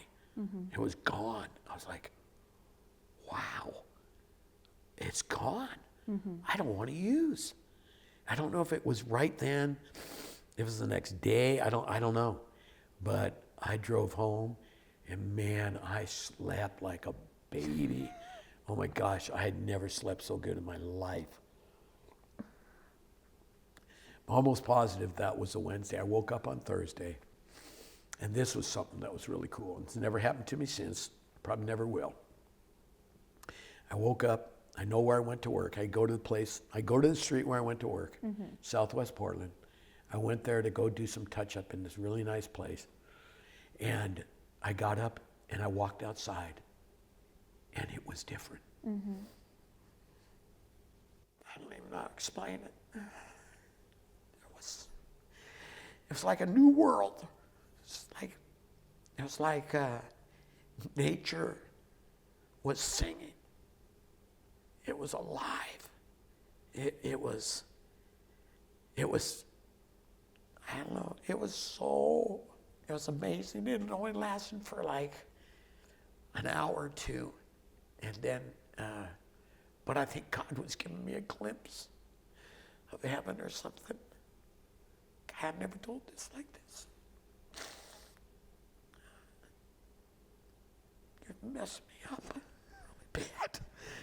But I was so born again. So I went and talked to this girl. That you were dating. Yeah, I told her, it's over. She says, what? I go, I can't see anymore. She says, what? I go, she goes, what is the matter with you? Something's wrong with you. I go, yeah, it's God. She goes, what? I go, yeah, it's God. I gave my heart to Jesus. I don't know what to tell you. She says, get out of here. That's okay, fine, I'm gone. So I left.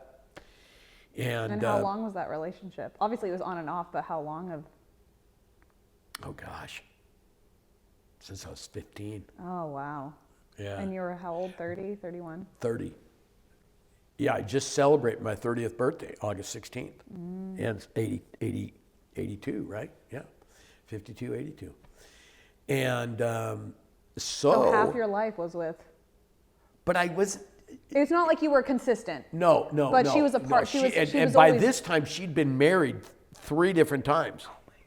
2 or 3 times. Good thing one of them wasn't you. Yeah, 2 or 3. I can't remember. And she was miserable. And I thought, I can fix her. I'll make it all right. Yeah. My plan was to Marry her and both of us, because she had been a part of the Jesus movement in Coeur d'Alene, Idaho. Oh, okay. But she fell away because there was no discipleship within their group. Yeah. And anyway, so, because she wrote a letter to me when she moved back to Coeur d'Alene, where she was from, in her senior year. And she wrote this letter to me and told me how she got born again. And I thought, my God, is that what happened to me when I was a senior? Yeah. Because I was a year out. So it was her senior year. So I was like, oh my God, is that what happened to me? Did I get born again? Well, I don't think I did. Yeah. I know I did. Definitely experienced. God revealed himself to me, Yes. but I didn't repent. I No. didn't turn from sin Yeah. at all. So, but he kept me because he had a plan. Yeah. And I mean, I had near-death experiences, and he kept me from him. So So you broke up with her. so I broke up with her. And how soon after that were you? Because you were So pretty then immediate I about got finding of church. So then I got this is the important part. Yeah. So then I got to go and talk to Dad. Because he wants me to talk to him about what happened when my trip to Spokane. So he calls me. I said, hey, Dad, I need to talk to you. He goes, okay, have you got good news? Well, Yes, but he doesn't think it's that news.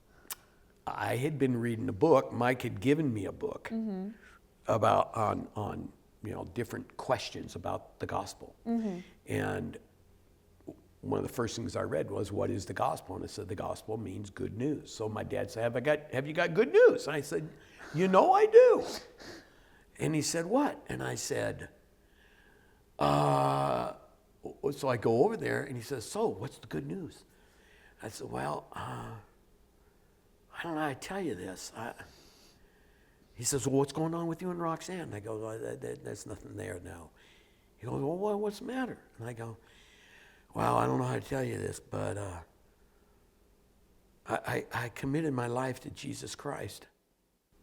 What? What's that mean? I says, because I keep other images and things are coming to me. When I was like 18 and 19, she asked me to come up there and see her In Coeur d'Alene. in Coeur d'Alene. Well, I get there and I'm thinking she wants a relationship because we had one in high school, and then Yeah. we broke up, Yeah. but we always stayed friends. We wanted to stay friends. Yeah. But I wanted it to be more than that. So anyway, I go up there to Spokane, thinking that we're going to get back together. Well, I get there, and she tells me, well, you can stay at my place, but my boyfriend really doesn't like it. She tells me that on the way there? on the That's way so there funny. from the airport, from Spokane Airport, which is the first plane trip I ever took. Yeah. From there to Coeur d'Alene, she tells me she's got a boyfriend. I'm like, my heart just sinks. I go, what did I do? Why am I up here? Yeah. So I get there. Well, her boyfriend does not want me in the house. Yeah, no. He doesn't trust her, and he shouldn't have.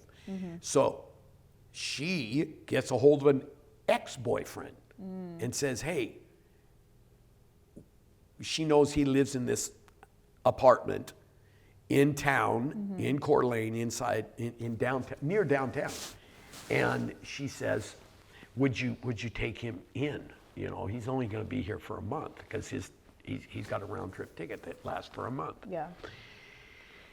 And so this guy, I meet this guy. So and there's her boyfriend and her two ex-boyfriends. just one. Oh, just one. Okay. So her ex-boyfriend and I become really good buddies. Yeah.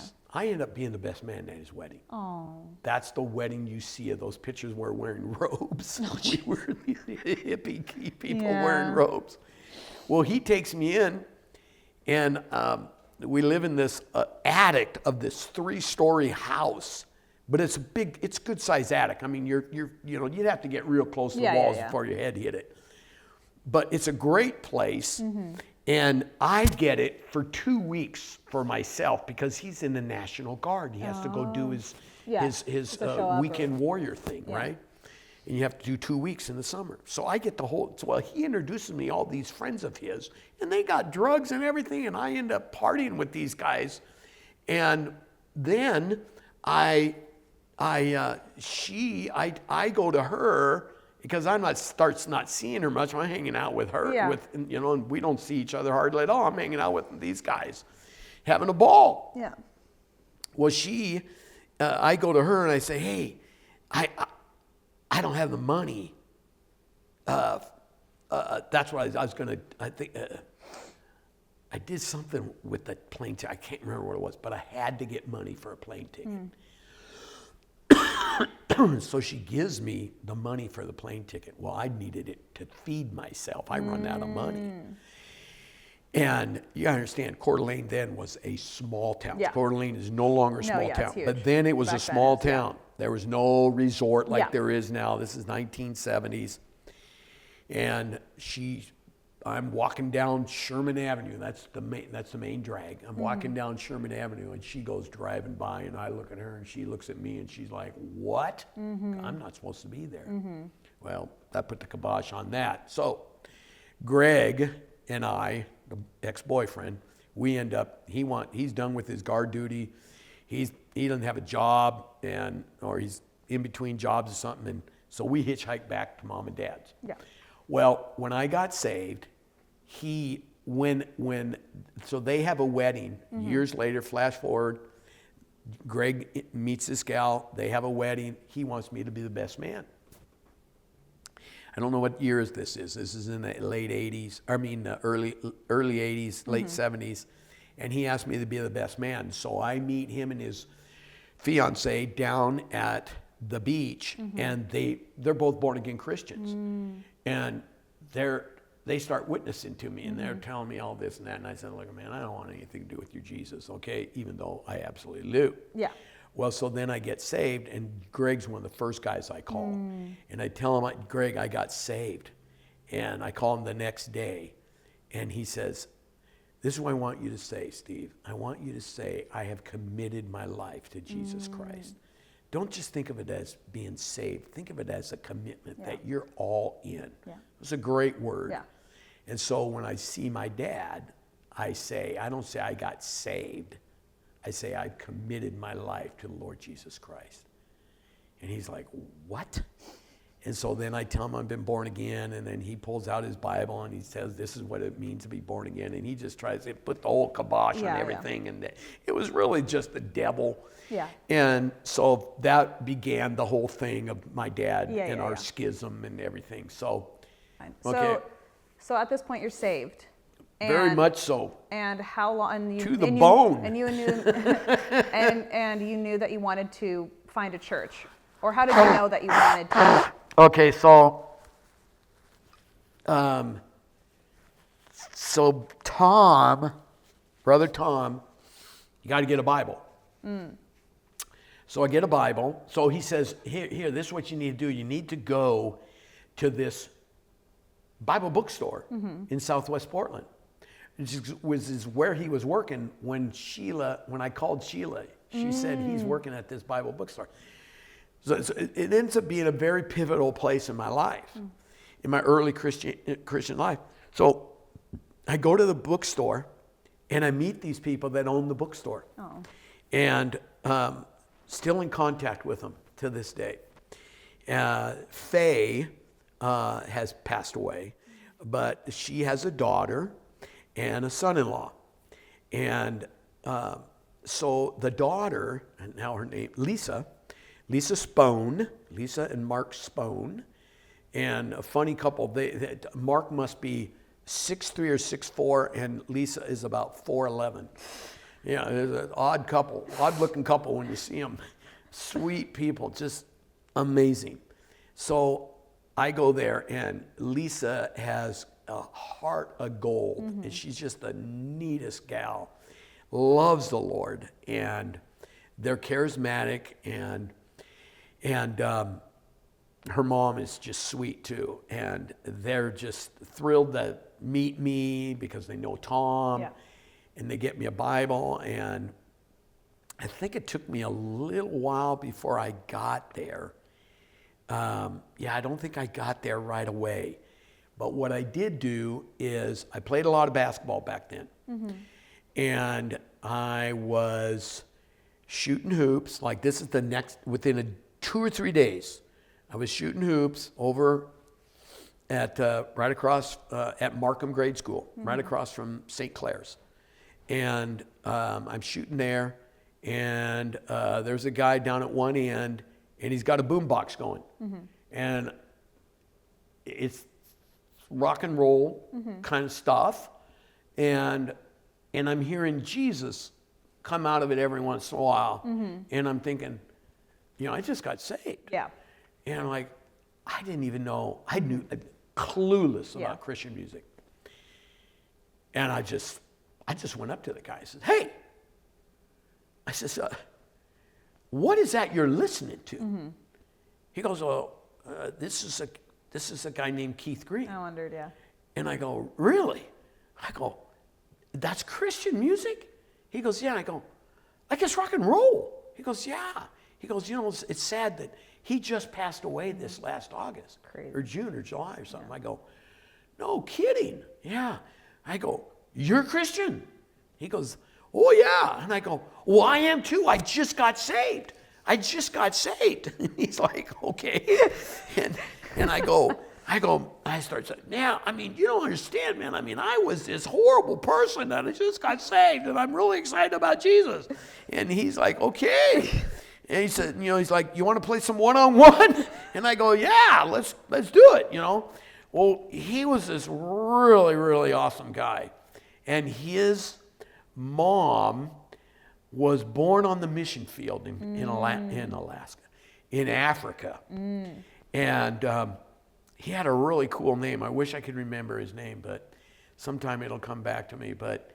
And he was a student at Portland Bible College. And his mom was raised Assemblies of God. And they were, so he invited me to go to this Assemblies of God church. And so I went with him on a Sunday, and it didn't do all that for me, but he said, hey, these guys, they play hoops too. They have a church, they have a night that they play. And so I went and played with these guys. Yeah. I get to know kind of them. And anyway, so we would see each other. We'd call each other and say, hey, you want to play? And so we'd play. And then he told me, he said, hey, Steve, I got to tell you something. And I said, what's that? And he goes, I don't know if that church is the right place for you right now. I go, really? I'm not feeling much for it. I don't know how to. Yeah. I'm not connecting. Yeah. And he says, no, they're going through an upheaval, right? They're going through a change in leadership and stuff. And I don't know if it's good for you right now. And I said, okay, that's cool. And I had also been, Tom and Sheila, right after I got saved, like the next week, Tom and Sheila had me come out to their church. Yeah. And their charismatic Catholic group. They had a prayer meeting. And that was amazing. I don't want to get into all that, but that was real pivotal in my life. Seeing that happen, what the Lord, I saw prophecy for the first time, and actually a word of knowledge that somebody had about somebody that had bitterness in their heart, and it was me. Yeah, it was pretty amazing. From a nun. Yeah. I was like, whoa. Yeah.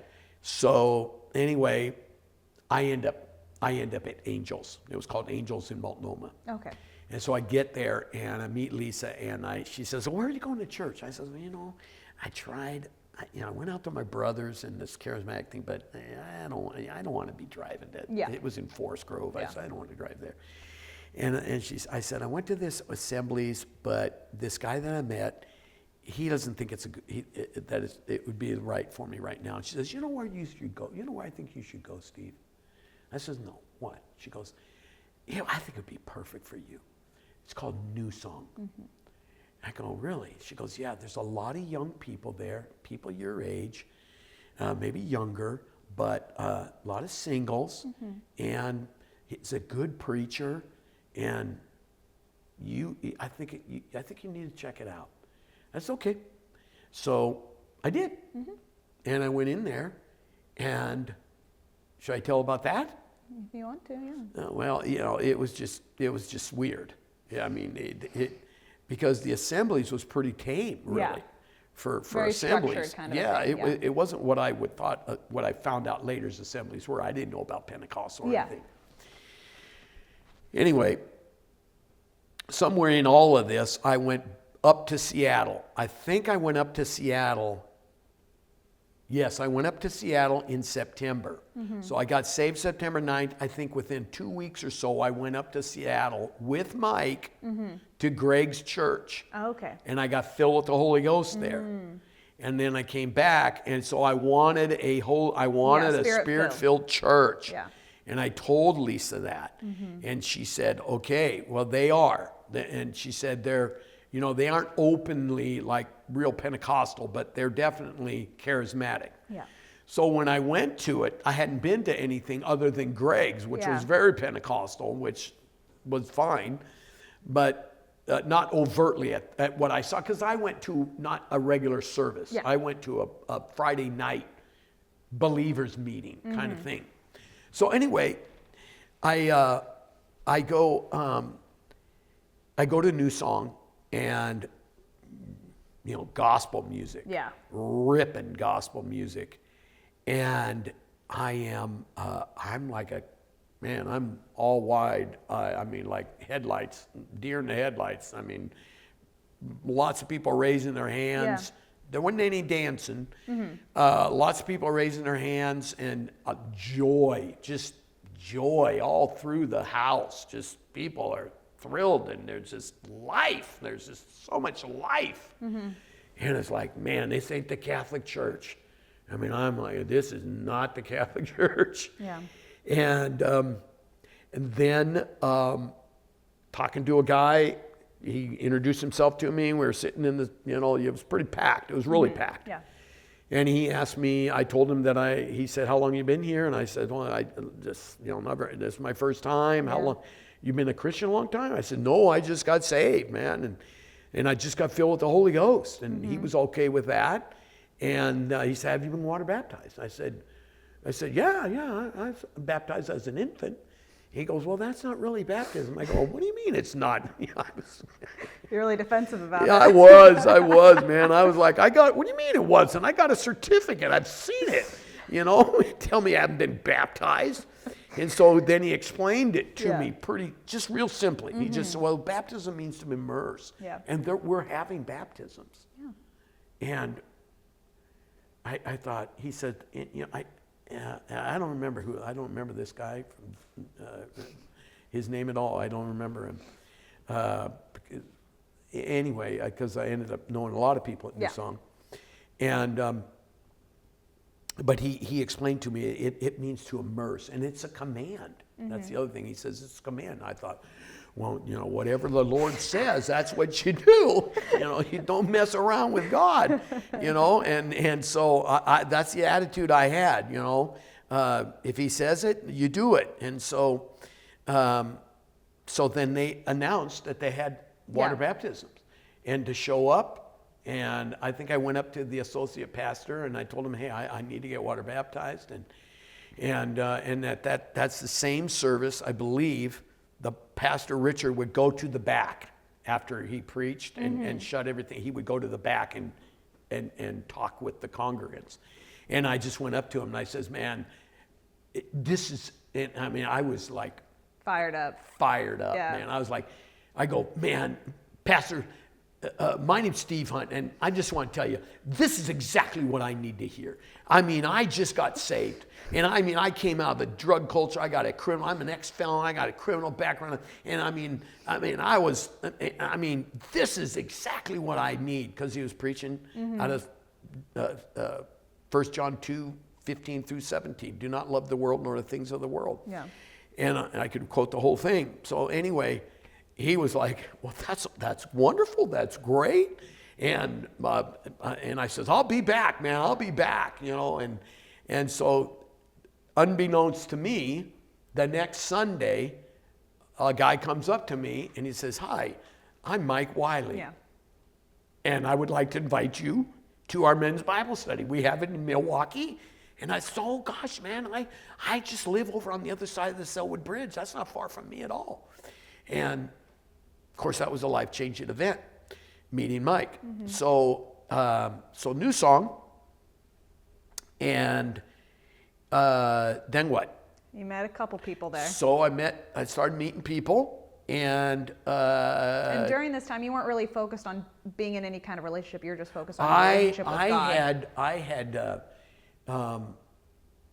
I had been in a relationship back when I lived on Woodstock, and that girl dumped me. She dumped me hard. In fact, it was so bad that after she dumped me, the night she dumped me, I think it was the very same night I went down. I just hung out with Mom and Dad, and they were like, "What's the matter?" I go, "I don't know, I'm just hanging out." I mean, I had nowhere to go. I felt so horrible. I wanted to be with my parents. I wanted to tell them. I got, what's her name, Chris. I said, Chris dumped me, and they asked me, "Where's Chris?" Because we were together all the time, and it was so devastating what it did to me. It hurt so bad that I was never in another lasting relationship up until I was like 3 or 4 months before I got saved. Yeah, I wasn't in any. I was afraid of getting hurt, and so with Roxanne, that was just on and off. It was just comfortable. I think she always wanted us to be together, and she'd been through these marriages and they were horrible, and I was supposed to be the guy. Yeah. And I thought, I'll make it work. I've got a plan, but it wasn't God's plan. Yeah. So, in any case, why'd I bring that up? That gal. So you didn't have it. So you didn't really have like a serious relationship. Oh, exactly. So when I got saved, and Dad would kid me, Mom never did. But Dad came, when are you going to get married? When are you going to get married? So when I was dating Roxanne again, he was like, this is great. Yeah. So when I got saved, I was so I mean, not only was the burden lifted and all that, but I was just at so much peace. I was Yeah. at so much rest. I was so satisfied. I was fulfilled. I was fulfilled. I didn't care if I had a dime in my pocket. I didn't care if I had a car. I was ready to die. I was ready to go home, be with the Lord. It was the best. And so I thought, I don't need, and you I don't was need a always, relation- I don't need a relation. I didn't need Roxanne. I don't need anybody. I'm fine. Yeah. I'll be single the rest of my life. Yeah, as I'll long be- as you have Jesus. Yes. Yeah, exactly. So I get to New Song. Well, I get there and the first thing I notice, I'm looking around and I'm like, dang. There's Christian girls that are attractive? I mean, that's the idea. That's the thought I had is that only, the freakish hippie girls, all that were cute and all that. But because I didn't know that world, I didn't know that segment of society and didn't know anybody that was saved. And so I'm like, dang, but I'm good. Yeah. And so, and then the more I go to church, the more I see and I go, that girl's pretty. That girl's pretty. Are they dating? I'd ask these, and then I go to the Bible study, and I'm talking to these different guys. A lot of them are single. Almost all of them are single, except for Mike. Mike's, really young. Yeah. He's 25, and him and Joni are married, and they've been married for some years. And so I'd ask, and I'd say, what do you know about? You find out because you start working we started going to restaurants together and stuff like that. And, so what's that gal? What's she like? She's she's not real spiritual. She's coming to church, but she's not really that spiritual. And I definitely wanted somebody that was spiritual. Mm-hmm. So they're at this building at 82nd, just right below Madison High School. And that's where the church is, and it's moving. And I end up getting water baptized on Halloween night, your father-in-law's birthday, and then they announced that we've got this building, bought this building over on Holiday Street, and we need people to help us paint it. Yeah. So I go up to the associate pastor and I say, hey, I am a painter. Oops, I shouldn't do that. I said, I am an associate painter. A painter to the associate pastor. He goes, oh, great. He goes, well, like, what do you know? I know everything. I go, dude, man, I've been doing it. At that time, that's what, 1982? Yeah. I'd been doing it since 1968. Yeah. And he said, wow, okay, man, just show up this Saturday, such and such a time.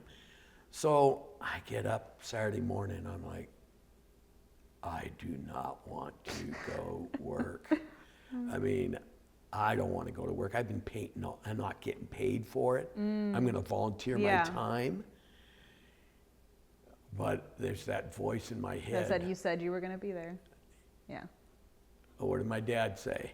Mm-hmm. You tell somebody you're going to be there, you're going to be there. Stick to your word. Yeah. And so I get up, and I remember saying, who knows?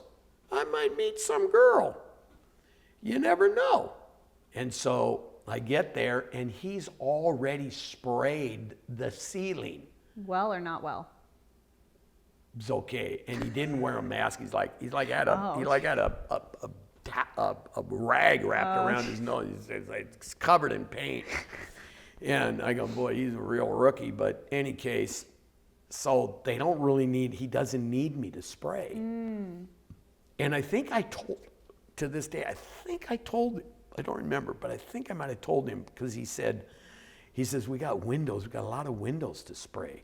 And I think I told him, don't cut. I said, you don't have to cut those windows all in. I said, just spray it all. And then I said, then you just razor blade all the paint off. It's a lot faster, especially because you probably don't have people here who can brush like I can. Yeah. And I can't do them all. So that's what he did. So I get there and I'm like, I said, what do you need me to do? He says, boy, if you could coordinate people to do stuff, that would really help me. And I says, well, what do you need done? And he said, this, and he said, I need these windows. And I said, okay. Well, out of nowhere, basically, these two girls come down the steps, and one of them just comes right up there, and I don't know how she knew that I was the guy in charge or whatever, but she might have asked somebody up. Yeah, because who this to is in talk the to, basement. or- This is in the basement. Yeah.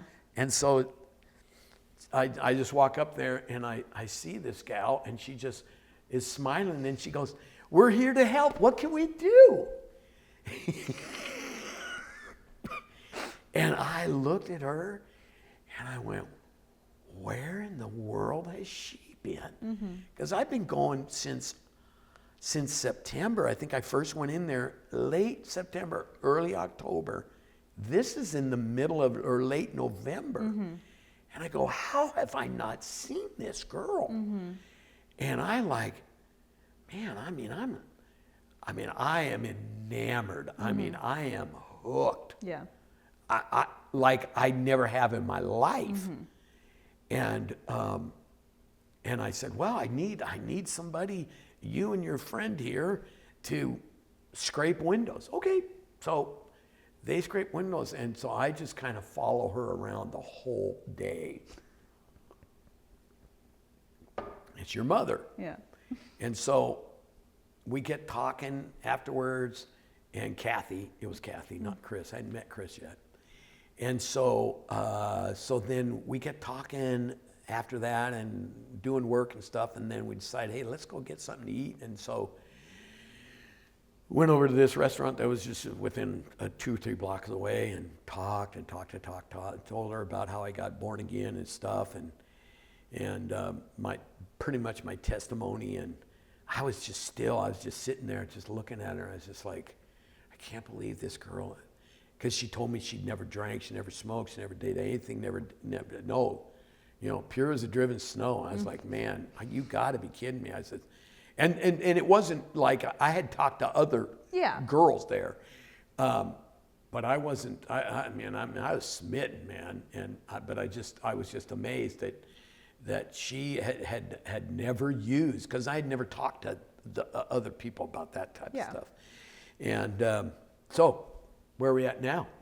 You don't have any questions there. I mean, you got questions. I just rattle along. Where are we going? God.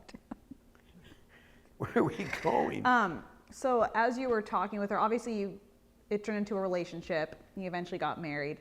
But as you saw that it was getting that serious, or even in the middle of it, did you ever think that you would be able to be in a relationship with somebody when you had all of that baggage? That, not necessarily baggage because you had been freed from it, but all of those experiences, did you ever think that you were going to be able to have a relationship with somebody where that wouldn't come into, have it be an issue or anything? No. None of that came to light or reached the surface until after we got married. Did you ever talk about it before you got married? Like just the drugs and stuff? Just I guess did you ever think that you needed to talk about if it could ever come into play, or any other things that resulted because of it? Because of stuff that you did in your past. No, because the stuff that ended up coming to light came about. You wouldn't have known it until Stuff started getting uncovered. Until I got married. Because see, what happened was when you use, whatever age you start using, you pretty much don't grow much mentally, emotionally. So in some ways I was very mature. Yeah. But in other ways, emotionally, I was not. I was still basically a 14-year-old kid. And so I didn't know how to, one thing I didn't know how to do, I didn't know how to express myself. to a member of the opposite sex. Deep stuff. Yeah. I thought I did with other girlfriends, Yeah. but no, not really. Not where she wanted to go. Yeah. So that's when that stuff came out. But I was going to say, so what was cool about this, that night after we had dinner, I went up to this place on Terwilliger Boulevard, and this buddy of mine that I met through Mike. Well, you met Randy in Hawaii. Okay, yeah. Okay, so Randy one time said, "Hey, you want to go pray with me up in the rooms?" And Randy was always praying, man. And he said, "Hey, you want to go up to the overlook the city and pray with me?" I was like, "Yeah." So we went up there. We'd go to this spot on Terwilliger, and we just look over the city and we'd pray over the city. And so I went up to that spot by myself, and I just prayed to the Lord, and I said, "Lord, if this is the gal, I mean, I'd sure like it. I'd sure like it if this, I wasn't looking for anything, but man, if this could be her, I'd sure like it. Yeah. This would be awesome if this could be the one." And so it's kind of always tell this story, and your mother knows it too. So then we started going. She invited me. Well, there was a guy at the church who is very well known in the city of Portland. Now he is more so than he was then. Okay, gotcha. Ron Bronsky. And Ron was leading a missions outreach to Union Gospel and Portland Rescue Mission. Mostly Union Gospel, but he asked people to come and help, and he asked people if they want to give their testimony. And he got up there one Sunday, and Ron was an ex-gang leader in Chicago, very well-known gang leader, and a real bad guy who got saved and transformed, amazing transformation. So I just went up to Ron, and his name's Bronsky. I said, "Look, a name Bronsky, you're Polish. If you're Polish, you're Catholic. It's like if your name's like my grandmother, Rodriguez, you're Catholic. Yeah. My mom, Irish, you're Catholic." Yeah. So I just went up to him. I said, "Hey, your last name's Bronsky." And he says, "Yeah." I says, "You got to be you got to have been raised Catholic." He goes, "Oh yeah." And I said, "Well, same here, man." I said, "I'm Steve Hunt. I'm not. I don't have your background, but I am an ex-felon." And he says, "Okay." I said, "Man, I think I got some. I think I'd like to share my testimony." He says, "Great. Come on down." So that's the first time I ever preached in front of not preached, but gave my testimony in front of anybody, was at Portland Rescue Mission. And so then he asked me, I just loved it. And so then he asked me, "Well, you want to be a part of our team that goes to Union Gospel?" I said, "Yeah." Well, I think I had met your mom. Well, I'd already met your mom. Actually, no, I met Ron. I think when I first went up to him at that was, that might have been at the building on 82nd. Either way, I end up doing ministry, going to Union Gospel with your mom and your Aunt Chris and Kathy. And that's where we were hanging out all the time together. Best times of our life. I mean, just amazing times with Aunt Chris and Kathy. And your mom. So, started, and Ron would let me testify there too. And I don't remember preaching there, but we didn't have to. We just prayed for people and shared with people. It was an amazing time. Ron did all the preaching, as I recall, because he needed to. He was amazing.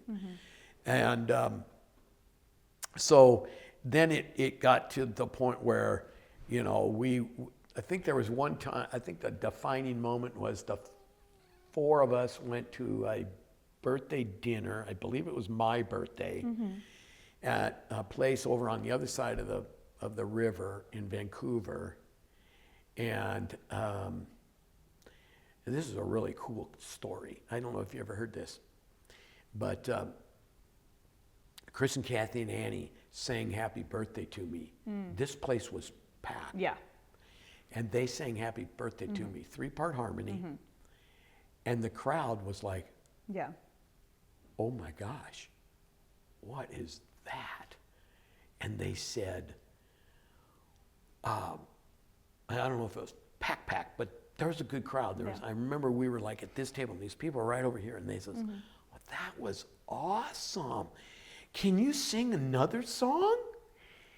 And they sang Abba Father.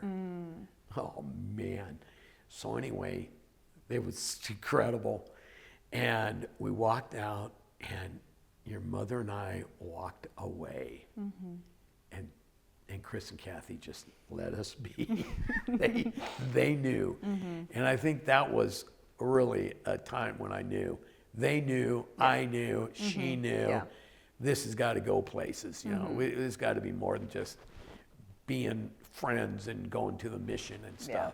And so it wasn't too far. It was long after that we started really seeing each other separately. And then I went to the pastor and told him I like this gal, but you know, I guess I like her, but man, I just gotta serve God. Yeah. I mean, I gotta focus on Him right now. I just have to. I got a lot of baggage I gotta get rid of, and you know, stuff. So then I said, but here's the thing, Pastor. And he goes, what? And I go, well, I don't know if she really likes me. And he goes, well, I'll tell you what, Steve. She was in here earlier asking the same thing. Isn't that awesome? Yeah. So then we met over at Holiday Park, and that's when I told her that, you know, I want to pursue a relationship, but not right now. Can't do it right now. But I do want to. Yeah. Yep. So then what? And so you eventually did start dating, and then you got married. And then when did you know that you wanted to be involved in ministry? Well, I whether it's think preaching before you got the married? night I got saved, I think the next day, at that night, it was a Friday night, I think. 'Cause I just can't remember if it was the very next night. It was very soon after I got saved, within days. And I went out on a beautiful autumn night. You know, it was still summer, Indian summer, September. And I just looked up at the stars, I remember, and I just said, Lord, use me. However you want to use me. I'm yours. And so I just thought, you know, did start doing missions. Yeah. I mean, working at the mission, going to the mission. Well, then Mike was in my life, obviously Mike and Joan, and Mike started discipling me and started, you know, telling me, hey, you know, memorize scripture. So I memorized all those 60 scripture cards, and then then I would pray, and I'd say, Lord, what was all that stuff as a kid, as a Catholic kid? What was that all about? What was all that drawing? What was going on? It was funny because I used to think I'd want to be a priest, and then I'm reading in the Bible, and it says that in 1 Peter that you're a kingdom and priest, you're a royal priesthood. And I like, hey, I made it, and I didn't have to go to college. Yeah. You know, I'm in the priesthood, and so and I just, you know, another thing that I was just talking to an inmate today. And you know, he's going to be getting out, going to be coming to church. He's very gifted guy, really gifted, and wants to serve God and wants to be used of God. And I was telling him how when I was in the throes of my drug addiction and you know, selling to kids and you know, being a kid and all that stuff. Yeah. And I thought, man. Because I knew God, and I'd say, Lord, when and if I ever get saved, or it was almost like when I get saved. I mean, it's like I knew I would, but I just kept putting it off. But I said, man, I'd like to be able to reach teens so that they would never do what I did, what I've done, the mess that I've made of my life, and what the pain I've caused my parents. And so I never saw that ever being, you know, that would ever come to fruition. But I just knew that I was called to serve. And so I just started putting my hand to the plow wherever I could. And I'm trying to think, as I got with Mike and Randy and saw them witness and saw them share, I just sat there and watched. I just observed. And so then when I had opportunities at work or here or there, friends, you know, I'd go to them. Went to Marty Burke after I got saved because he ripped me off for a bunch of coke, and Mike. And Mike apologized to me. Mike did, but Burke felt horrible, and I went and saw him. I said, I need to see you. I called him, and I went and saw him, and he says, man, if I could, man, I wish I could get. I said, listen, I forgive you, Marty. I've been forgiven. All that stuff we did, Marty, we should never been doing it. I should never been selling coke. We should never been snorting it, shooting it, all of that. We should never been doing it. I don't blame you for anything. I don't hold you guilty. But man, I feel horrible. He couldn't even receive my forgiveness. But I was so glad I did that. So I don't know when I first really knew. I think maybe even when at my baptism, and I spoke in front of that crowd. Yeah.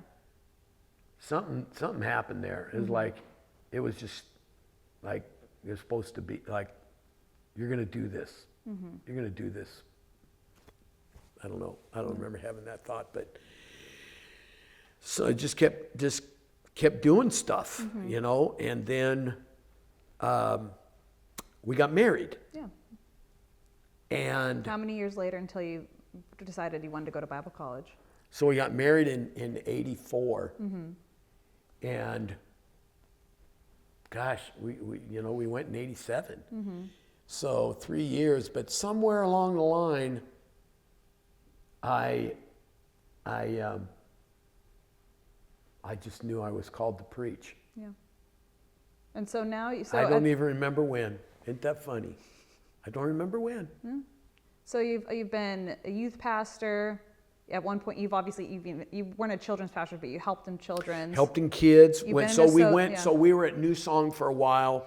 We were there for quite a while. It's kind of here's a short little story. So we're there, and there's this guy. He shows up at our meetings, like our gatherings, like when we after church. Well, I would see him at church, Yeah. and then he'd come over with his girlfriend, who was going to the church, and he'd go over and we'd go to this restaurant next door in the Lloyd Center, and we'd all hang out at this Mexican restaurant. I mean, we'd have a table of 15, 20 people, you know, all young adults. Yeah. And very few married, couple married, mostly all singles. And this guy would be there. And I said to him, hey, I never see you on Sundays. I always see you here on Sunday nights or Wednesdays, one or the other. Yeah. I said, what gives? He says, well, actually, this isn't my home church. I go to this church called Portland Victory Fellowship. I go, really? I go, what is that? He says, well, it's a word church. I go, word? Well, I mean, the Bible's the word, and what's a word church? And I was just, Yeah. And he says, well, it's a charismatic. I mean, well, I said, well, we're charismatic, because, but we flow in the gifts of the Spirit and stuff. I was like, really? Because I knew about them. Yeah. I read about them. I studied them. Read. And seen a little of it with the Catholic prayer group. Yeah. And I said, really? I said, so like, do they speak in tongues in church? He goes, oh yeah. And I go, because they don't hear. He goes, no, I know that. I said, they're okay with it, but they don't. It's not a demonstration. He goes, no, I know. I said, so they pray in tongues in service? Oh yeah, they pray, they sing in the Spirit. No, yeah, it's like the people prophesy. I go, really? And he goes, yeah. I go, dang. And I said, and so you're here with Joy. That's her name. He says, yeah. I says, wow, well, that's interesting. Well, at that time, I was like getting my fill up there at New Song, but I felt like there's just more. There's more. and the worship would get to a level, and it just like hit this ceiling, and I could sense, and I didn't know that much, Yeah. but I could sense there's something on the other side. You're stopping right here. There's more. There is Yeah. more. And he was, and I didn't know who to talk to except Chris and Kathy and your mother, who was not my wife. And I just like, there's gotta be, there's more. Well, then your mom, I think it's your mom, gives me Brother Hagin's book on Authority of the Believer. But before that, I had been struggling with fear. The devil was really, really after me. And I'd had two really bad. One was a spirit came into my bedroom, and it was there. I felt it. It was around me, and I didn't know what to do. And I called out. I just said, Jesus, and phew, it was gone. And I was like, whoa, something about that name. Yeah. Yeah, but I was so young in the Lord. And then I had this really horrible dream where I saw these car wrecks, and there was just car wreck after car wreck after car wreck, pitch black. Yeah. And then would see all these sirens and then lights flashing, and I come by, it was horrible car wreck, people dead and stuff. And I keep going down this road, dark road, and I got my window down. It's in the summer, and this evil face comes right in. I can't even describe it, and just said, "You're next." Man, I mean, I went like that on my bed. And so fear was really gripping me, and I talked to this gal at the church who I knew was in part of the deliverance ministry. And, well, you need to come and, have the devil cast out of you or something. I mean, I'm speaking in real general terms, but it's kind of what she was getting at is you need some deliverance. And so I said, well, I don't know about that. And when next thing you know, I get Brother Hagin's book, Authority of the Believer, and I get through like 2 chapters, and I'm like, devil, you got nothing on me, man. You got nothing on me. I mean, I am seated in the heavenly places. I am that head, not the tail, and on and on. Yeah. And I was liberated. And so I went to church, and there was a group of guys that were at the Bible study, and I came up to them and I says, "Oh my gosh, guys, man, do you know with the authority we have as a believer?" And they were like, here's Steve going off again. And I go, man, we have got authority. It is awesome I was in fear to the devil. I am not in fear of the devil. And I'll never forget, Wade said to me, he said, "Wow, Steve, what have you been reading? What are you looking at?" And I said, "I got this book by Brother Hagin." And he goes, "Oh, so you're a Haginite now." Haginite. And I went, I thought, it reminded me of what that Catholic priest said about stay away from the fundamentalists. I said, well, I don't know about that. I'm just telling you, this is a great book. Yeah. And so at that point I said, why are they against this? So this is a great book. So I just thought, what I'm going to do is I just know there's more. Well, this guy that I was telling you about, his name's Keith Gossett. You knew that. Oh, okay. No. Yeah. Okay. That's who it was. It was Keith Gossett. That was it, going to PVF. Oh, okay, gotcha. So we decide to leave New Song. We go to PVF. We get there, and the first song they're doing, it was nothing is too difficult for thee. And the people I thought people were jubilant at New Song. This was a new level. Like I knew there's here, and then there's here. Yeah. And they were there, and people were jumping around and waving and dancing and joy all over the place and songs of victory. Yeah. And I was like, wow. And, songs of faith, I was like, wow, this is amazing. And we had visited a couple other churches before that, and they didn't fit. We knew we weren't at New Song anymore. We talked to Richard. We said, we're moving on. He said, that's fine. Yeah. There was a transition going on anyway. Pastor Jim had started a work, and when we went and told Richard we were gone, he thought that we left to Jim's church. Gotcha. He was perfectly fine with it. Yeah. And so he had done what he could do with as far as ministering to me.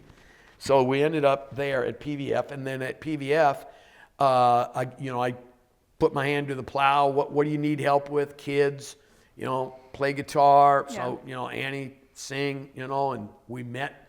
They had these small groups, and we went to this small group meeting, and we just became super good friends with these people. Still are to this day. Don't talk to them, but except through social media, and they found out that we came from New Song, and we mentioned about doing kids, and that Annie did kids at New Song. I think I did it once or twice with her, and they were like, well, we need somebody to do music, and we'll do music, and we'll do it, and so we started doing it. We started off with kids, and Mike and Kate, they were in charge of the kids, and Mike got a promotion from his job, and he moved to Sacramento, and he moved before the summer camp. And so they asked us to take over the summer camp. And so we did the summer camp. And then it was like the next year or so, I just knew there was, I felt like there was a call to go to school, go to Bible school. And so just did it. Yeah. Sensed that Oklahoma was where we're supposed to go. Yeah. And so you were there for 2 years. Yep. You come back to the same church. You eventually, do youth pastoring and then you eventually become an associate pastor. Yeah. So what happened was I was at school. I came back here to work the summer. My brother asked me to work the summer and run this huge job at Lewis and Clark College. And it's so funny because I got there, it was one of the hottest days of the summer. We're talking like 100 degrees. I'm there working with these guys, and I'm walking around outside, and I'm thinking, it's a pretty nice day. It's not bad at all. I'm thinking it's like 85, 90 maybe. And they're all going, aren't you hot? Because they were open. And I was just walking around like everything's fine. Yeah. And they're going, I go, no, why? What's the matter? I go, dude, do you realize how hot it is? I go, no, it's really nice. And they go, what do you mean it's nice? I go, dude, I've just left Oklahoma. It's 100 degrees. Yeah. It's 95 with a heat index of 20 plus. It's 110 or something. And the humidity is 40 or 50%. Yeah. And they're going, you're not hot. I go, I am very comfortable. And I think that day it got to 100. Yeah. Yeah. So I came back. Yeah. Well, when I came back, the Lord spoke to me before I came back. And I went to see David and Holly. And I think I went to church. And the Lord told me, he said, David will ask you to be the youth pastor.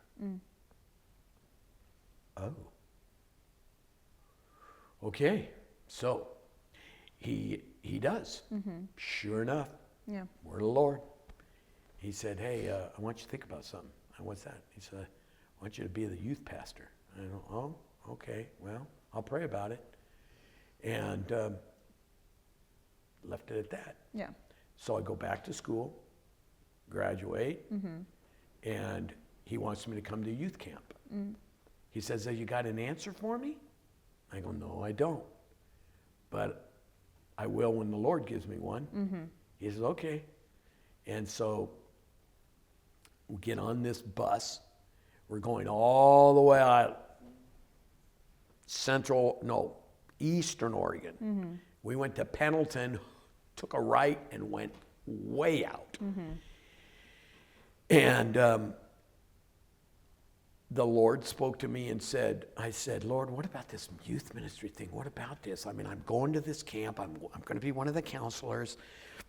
But, David said, you told me David was going to ask me. So if he's asked me now, I got to give him an answer. What's going on? And I felt the Holy Spirit tell me, when you get on the bus and you ride on the bus, you will know whether you are or not to do it. Okay, I get on the bus, I get all these crazy kids on there. They're a few high schoolers. It's junior and senior high. And I get on there, and it's just pandemonium and chaos and fun. Yeah. And I was like, my gosh, this is amazing. This is going to be a lot of fun. And you know what's so crazy? You talk about just amazing things. One of the kids that was just a blast to be with on the back of that bus, I was talking with yesterday, Les Womack. We're still friends to this day. Yeah. I mean, we're friends. I mean, he thinks of me. He has told me, you're more of a dad than my dad. And we just had a ball, man. It was an amazing, amazing time. So that was it. I got, we got done with the camp. I went up to David either at the camp or afterwards, and I said, I'm your youth pastor. Yeah. And how many years did you do that? I did it, well, that was June of '89, and I did it till February, Valentine's Day, 2000. When was 9/11? 2001? Yeah. I think 2000. Oh, no, it was, but that was September. So February of 2001. And your mom could correct me on that, but. And so after that, you did, associate pastoring and other stuff. So then I did the youth pastor, and then I just went to JD, and there was just, it was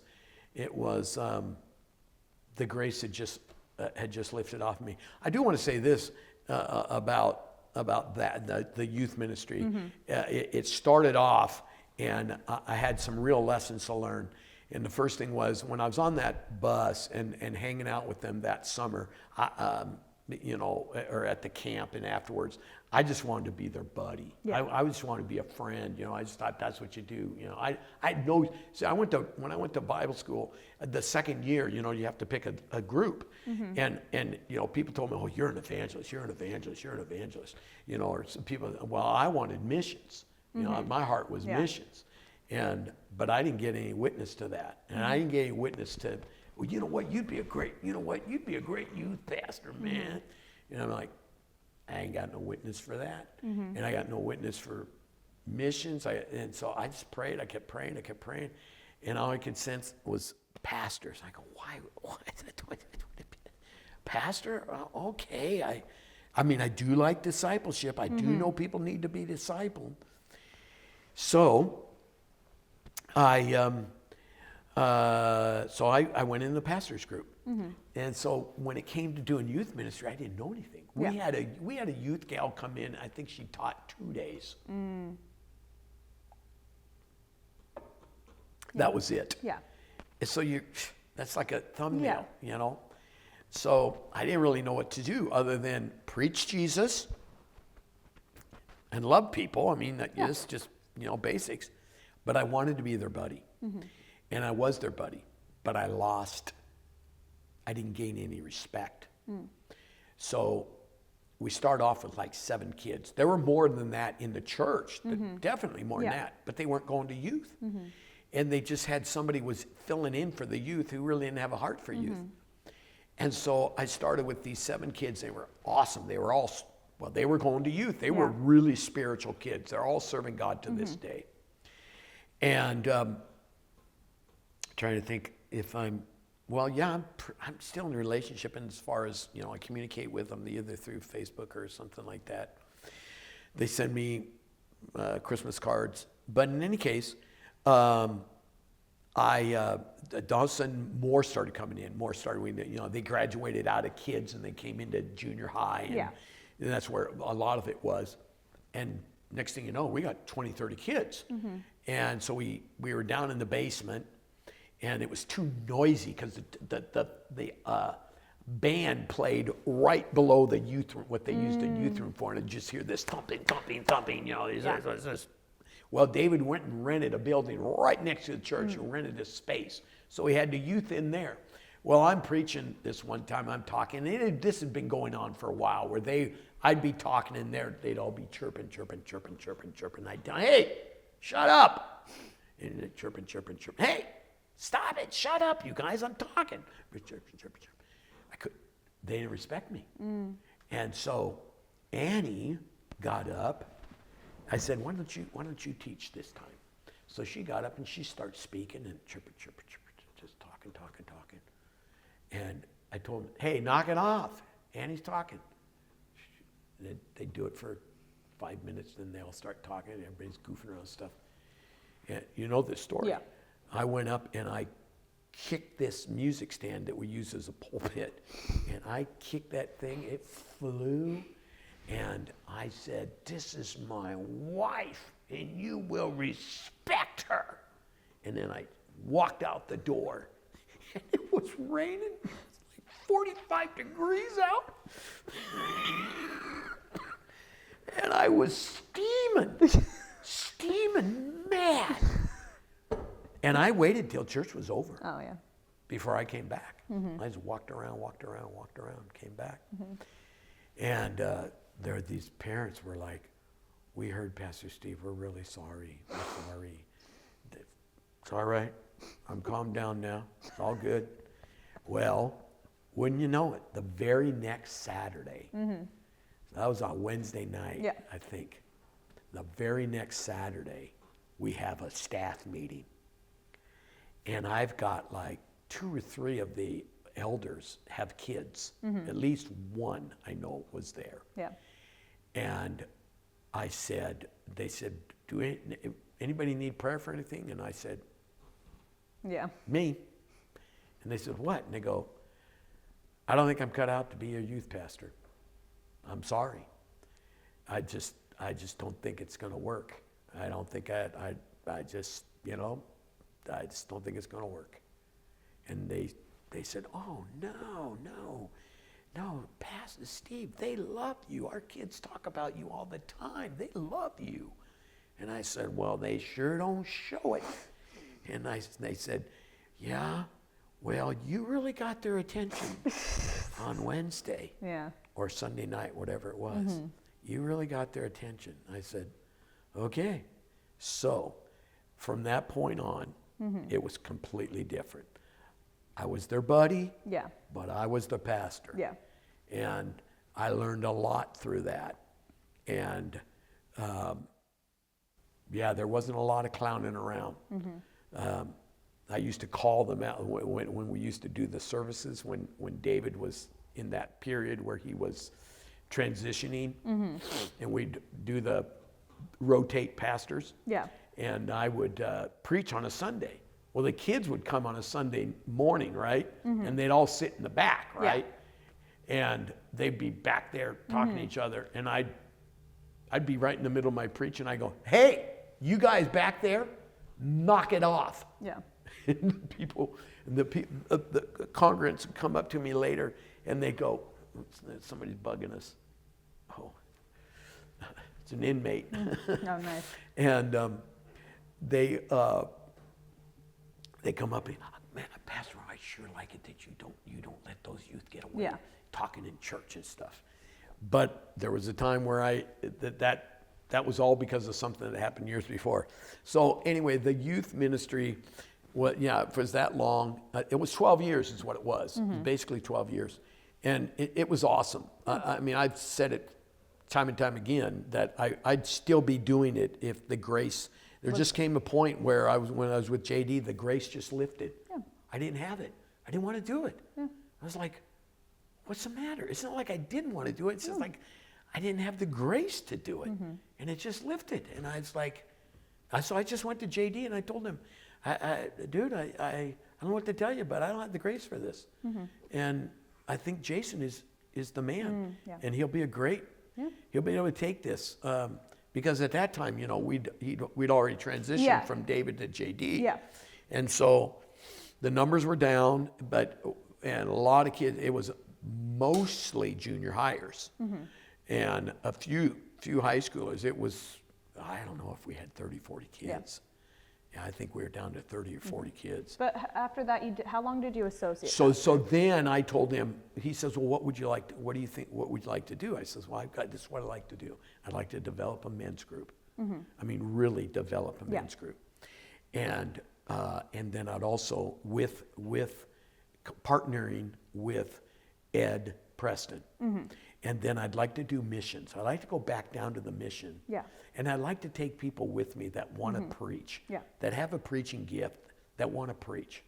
And then I also want to do outreach to the Springwater corridor. There's a lot of homeless drug addicts and stuff that we could minister to.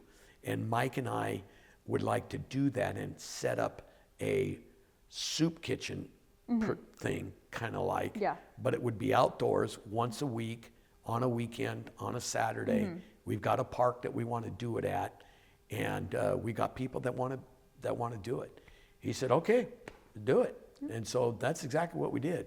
And I got Kevin Pemble. You know, Kevin came up to me because I mentioned about doing, you know, that they said, you know, Pastor Steve's transitioning out and he's going to be doing this, that. And I said, I'm going to be doing, you know, going to Portland Rescue Mission. So if anybody'd like to come, let me know. And Kevin came up and said, hey, I'd like to do that. And I said, okay. And I said, and you know what? You can preach there.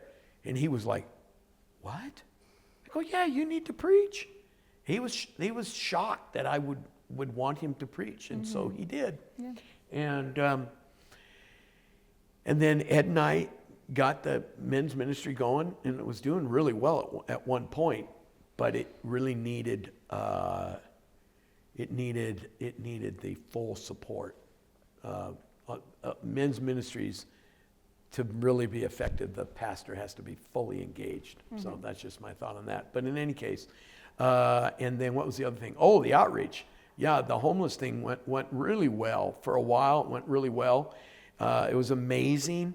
We did it on Saturdays, remember? Yeah, Saturday morning. You remember Saturday mornings making sandwiches yeah. in the kitchen. And I can't tell you how many Saturdays we did, and it did not rain on us. And we went all year round. And Annie was great with the homeless and doing cards with them, playing cards with them and stuff. But we found out our goal was to get them off the street, get them into programs, get them help, get them, make them productive members of society. Yeah. And they didn't want to. They wanted to be on the street. Yeah. They were alcoholics, most of them. Some of them were drugged out. And they were canners. They were not panhandlers. Yeah, They all they just collected cans cans around, yeah. And it was funny because they thought of people who panhandled and lived downtown were beneath them. Yeah. I always got a kick out of that. But so then I did that. So I did that from 2001 until 2005. 2005. Yeah, and Yeah. then that's when you felt the call to start your own ministry, and you guys officially started that in 2006 in January. Yeah, so what happened was, you know, there was just differences that I had at LCC. What I learned later was just a style, a way you want to do things. Yeah.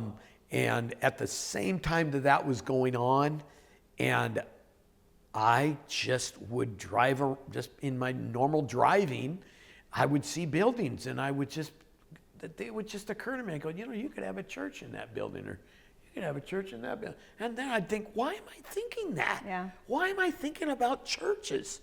You know, I'm not a pastor. I'm an associate pastor. And then I realized, well, whoa. You know, and so Chris and Kathy, your mom and I, and we just started praying, and I just knew, you know what, I don't want to create any problems here at LCC. I'm not about that.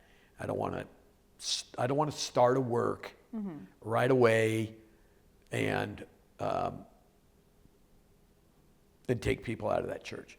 So I just went to JD and I just told him. He knew it was up. He knew that we weren't on the same page, and so I just told him we're going, and that's it. And I didn't want any fanfare or anything about it. And he says, no, we want to send you off. And I said, well, you're not sending me off anywhere, you know. And so that's what people wanted to know. Where are you going? What are you doing? I had people ask me, actually before I left, a couple came to me and said, if you ever start a church, you let us know because we're coming. Well, that's exactly what I did not want. Yeah. And because I heard about this stuff at Rhema, you know, splits and Yeah. chips and whatever else Yeah. you want to call them, and divides, dissension. And so I said, I'm not going to do anything for a year. I'm not going to do anything for a year. And so people say, what are you going to do? I says, I don't know. I'm itinerant, you know. I know some people maybe have me come and preach, yada, yada. And so we left. He gave us a nice going away party and had cake and ice cream afterwards. And then we went to, I think by then it was City Bible. Yeah, we went there for a little bit. It was City Bible, yeah. And so we went to City Bible for a while, and then we left there and we went out to my buddy Rod's and Rebecca's which is now New Creation. And then by then, and I knew Rod really wanted me out there, but I knew I knew I wasn't called to. I knew I was called to start something, and I had to do it. And so we started on January 8th of 2005 in the house. And I was that was not scary to me at all. I was fine doing that, starting it there. Yeah. We had, 7, 8 people show up. You know, it got to be about 10, 12. It got pretty crowded. Not a big living room. It'd be nice to have one in here. In fact, maybe we ought to start a church in here. Okay, no. And I was fine with that. And then the Lord spoke to me and told me, and I always tell people that I know it was the Lord because I couldn't come up with this, but the fish never grow larger than the size of the tank. And I think he might be saying that again. Yeah. So anyway, but I haven't heard that. So then I knew I have to get out of the house. And that was, fear gripped me there. But the only way you conquer fear is with courage. So I started looking around and I knew this building. I went by it multiple times on Woodstock. And what is that? That's 80. Is that 82nd? No, it's 89th? It's before 92nd. Yeah. And the Seventh-day Adventist. And so I'm thinking, you can rent a Seventh. I knew of pastors who rented Seventh-day Adventist because They have church on Saturdays. Church on Saturday. Yeah. So you have Sundays, and they're usually pretty open to renting them. It's extra money. And so I'm going by that place, and I'm looking at it, and I'm going, it's a big building, plenty of room, and there's plenty of parking. Yeah. That's a thing they told us in school. You have parking. Make sure your building's got parking. And so it's funny. This is kind of crazy. So I'm thinking about that building, and I get a call from Jerry Wagner. Yeah. He says, "Hey, Pastor," he's rented the Seventh-day Adventist church. Yeah. And he says, "Hey, my pastor, or the guy I rent from, he's telling me that there's a pastor that has a church over there on 88th and Woodstock. He'd be interested in renting." I'm like, oh my God, if I can't read that, I'm a fool. Yeah. So we met with the guy. Great guy. Wonderful pastor. Really sweet guy.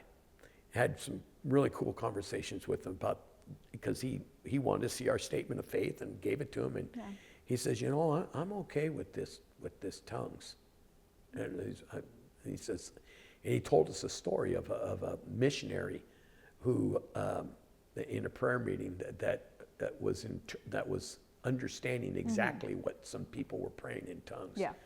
Knew the language. It's crazy. Anyway, so we're in that building, and that was a big step. It was to go in there. It was, to me, it was it was just scary. And I went in there and stayed there, and people started coming a little bit. We bought a banner, didn't do much good. And then Mike McCoy told us about a pastor down the street Yeah. that would like to rent. And And how long were we at that building? that The second one. the second one, dang, we were there a couple of years. Oh, yeah. We were there a couple of years. It actually went really well there. We just never needed it. We never needed that much space. The space No, was we great, never. but It was way too huge, big. Yeah. We had a good youth group going there. Dan and Allie did a really good job with that, and then of course we met Dan and Jan, and And what year was it that we moved to the building that we're at now at 130? boy, I don't know, 10, Maybe, because I know I was in high school. yeah. And so the church has now been active for 18 years. And so a couple questions to finish it off is Really, to finish? you've You been haven't going, asked me many you've questions. been going on a lot of tangents and have been trying not to interrupt you. I do go on a tangent because what happens is I'm telling the story. And you're remembering stuff. I start remembering yeah. all these things. I guess what I need to do is some point. Just answer the question. Well, if maybe it was asked, where did it? I don't know. The events Anyways, hard to get it from. Yeah. 1, 2, 3, 4, 5 that got me saved. Yeah. Because then I You're remember good. this and Yeah, that, whatever. so the church is, so you've been a pastor for 18 years now. Yeah. So obviously you've been involved in the ministry for many years and different facets of it. What is your advice to those who choose not to go to church because of past experiences? What do I tell people? What's your advice to people who say they don't go to church because of either being hurt in the past or feel like church doesn't need to be a priority? Or to those who don't know if they can even go back to church because of how they were wronged. Well, first of all, if you're a believer, you're part of the body of Christ. And the hand can't say to the foot, I don't need you. Okay, so everybody that's a member of the body of Christ needs to be with the body. And they need to congregate. If you look at the early church, what did they do? The first thing they did was find a place to congregate. They congregated in homes. You know, nobody told me you need to go to church when I got saved. I wanted to be with Christians. I wanted to be with people who knew what I knew, Jesus. And the other thing is people have to learn how to forgive. This is one of the biggest problems in the church is people, as far as the unchurched church is the hurt. Yeah. And so they carry their hurt, so they don't know forgiveness. They forget the parable in Matthew 18 that this guy was forgiven this huge debt. Yeah. And he wouldn't forgive his servant for a little infinitesimal debt. Yeah. So people haven't got a realization of what you've been forgiven for, because if you've been forgiven by Jesus and for one simple sin of lying, or one simple sin of stealing, one simple sin of dishonoring your parents, using God's name in vain, whatever commandment it is, whatever that is, that's enough to send you to eternity without God, separated from Him. And you're not going to forgive somebody because they hurt you in some way, and you've never hurt anybody else. Yeah. You're innocent as, a dove. No, everybody has hurt somebody. Everybody's done something that is enough to say, well, I'm not going back to church. No, here's what they forget. There's a day of reckoning. Everybody will come before the judgment seat of Christ. And you're going to have to give an answer to your Creator, Jesus Christ, why you would not forgive and you didn't, most people, if they're unchurched, they have a gift. Everybody has a gift. Every church person has a gift. Every unchurched person has a gift. God gifts. Come on. But everybody's been given a gift, and we're to use that gift for others. Yeah. That's what church is about. It's not about what I get, it's what I give. And that's what most people forget is it's not about me. It's never been about me. That's why Jesus is the greatest example. I did not come to be served, but to serve and give my life a ransom. You know, 1 Corinthians, it's 2 Corinthians 5. It's, and I can't quote it exactly. I should quote it exactly, but it basically says this. For me, it's the meaning of life. He gave his life that I might give my life to others. You know, your mom said, "Do you have a Bible?" No. But he gave my life. He gave me my life that I might live, so that I could give my life that others might live. Yeah. And I do, and that's what most believers don't have. They don't have a sense of purpose. See, when I got saved, I had purpose. I had no purpose before. I was just existing. On that day, September 9th, 1982, I came alive. Yeah. And not only came alive, I came alive. I had a reason to live. I wasn't just existing. And the reason I live is to give my life for others. That gives you purpose. That gives you meaning. Like we say at church, what do we want? We want people to know God, find freedom, discover their purpose, and make a difference. And when you discover your purpose, you make a difference. And it doesn't matter what people say, what people do, how they say words that hurt or whatever. Yes, they do. I've done it. People have done it to me. And, you know, we had a thing when I was first going to New Song. Well, not first, but something came through there and people got hurt. And one of the guys of the men's Bible study, the leader, he would. Anyway, I don't want to be too specific here, but people got hurt. Yeah. And I never let it affect me. I just and things that were said. I just said, I serve Jesus. Yeah. I don't serve.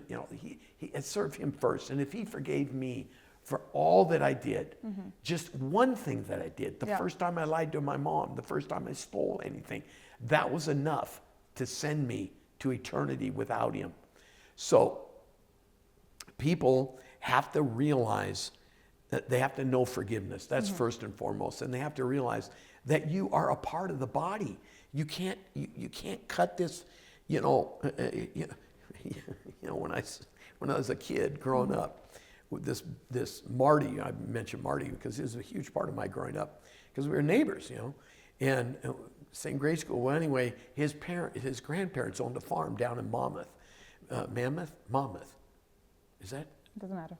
Yeah, that's where the college is. Anyway, it was an awesome farm. It was also before when they bought it. It used to be a military. They had pillboxes in there and stuff. It was a really cool place.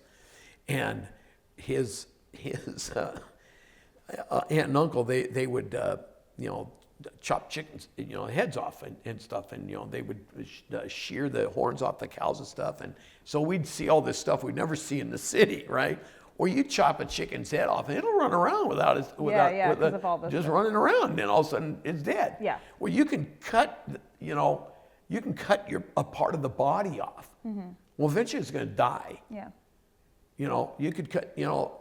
I've seen people die right in front of me recently, and this guy's mom died right there in front of us, and then within about 10 minutes.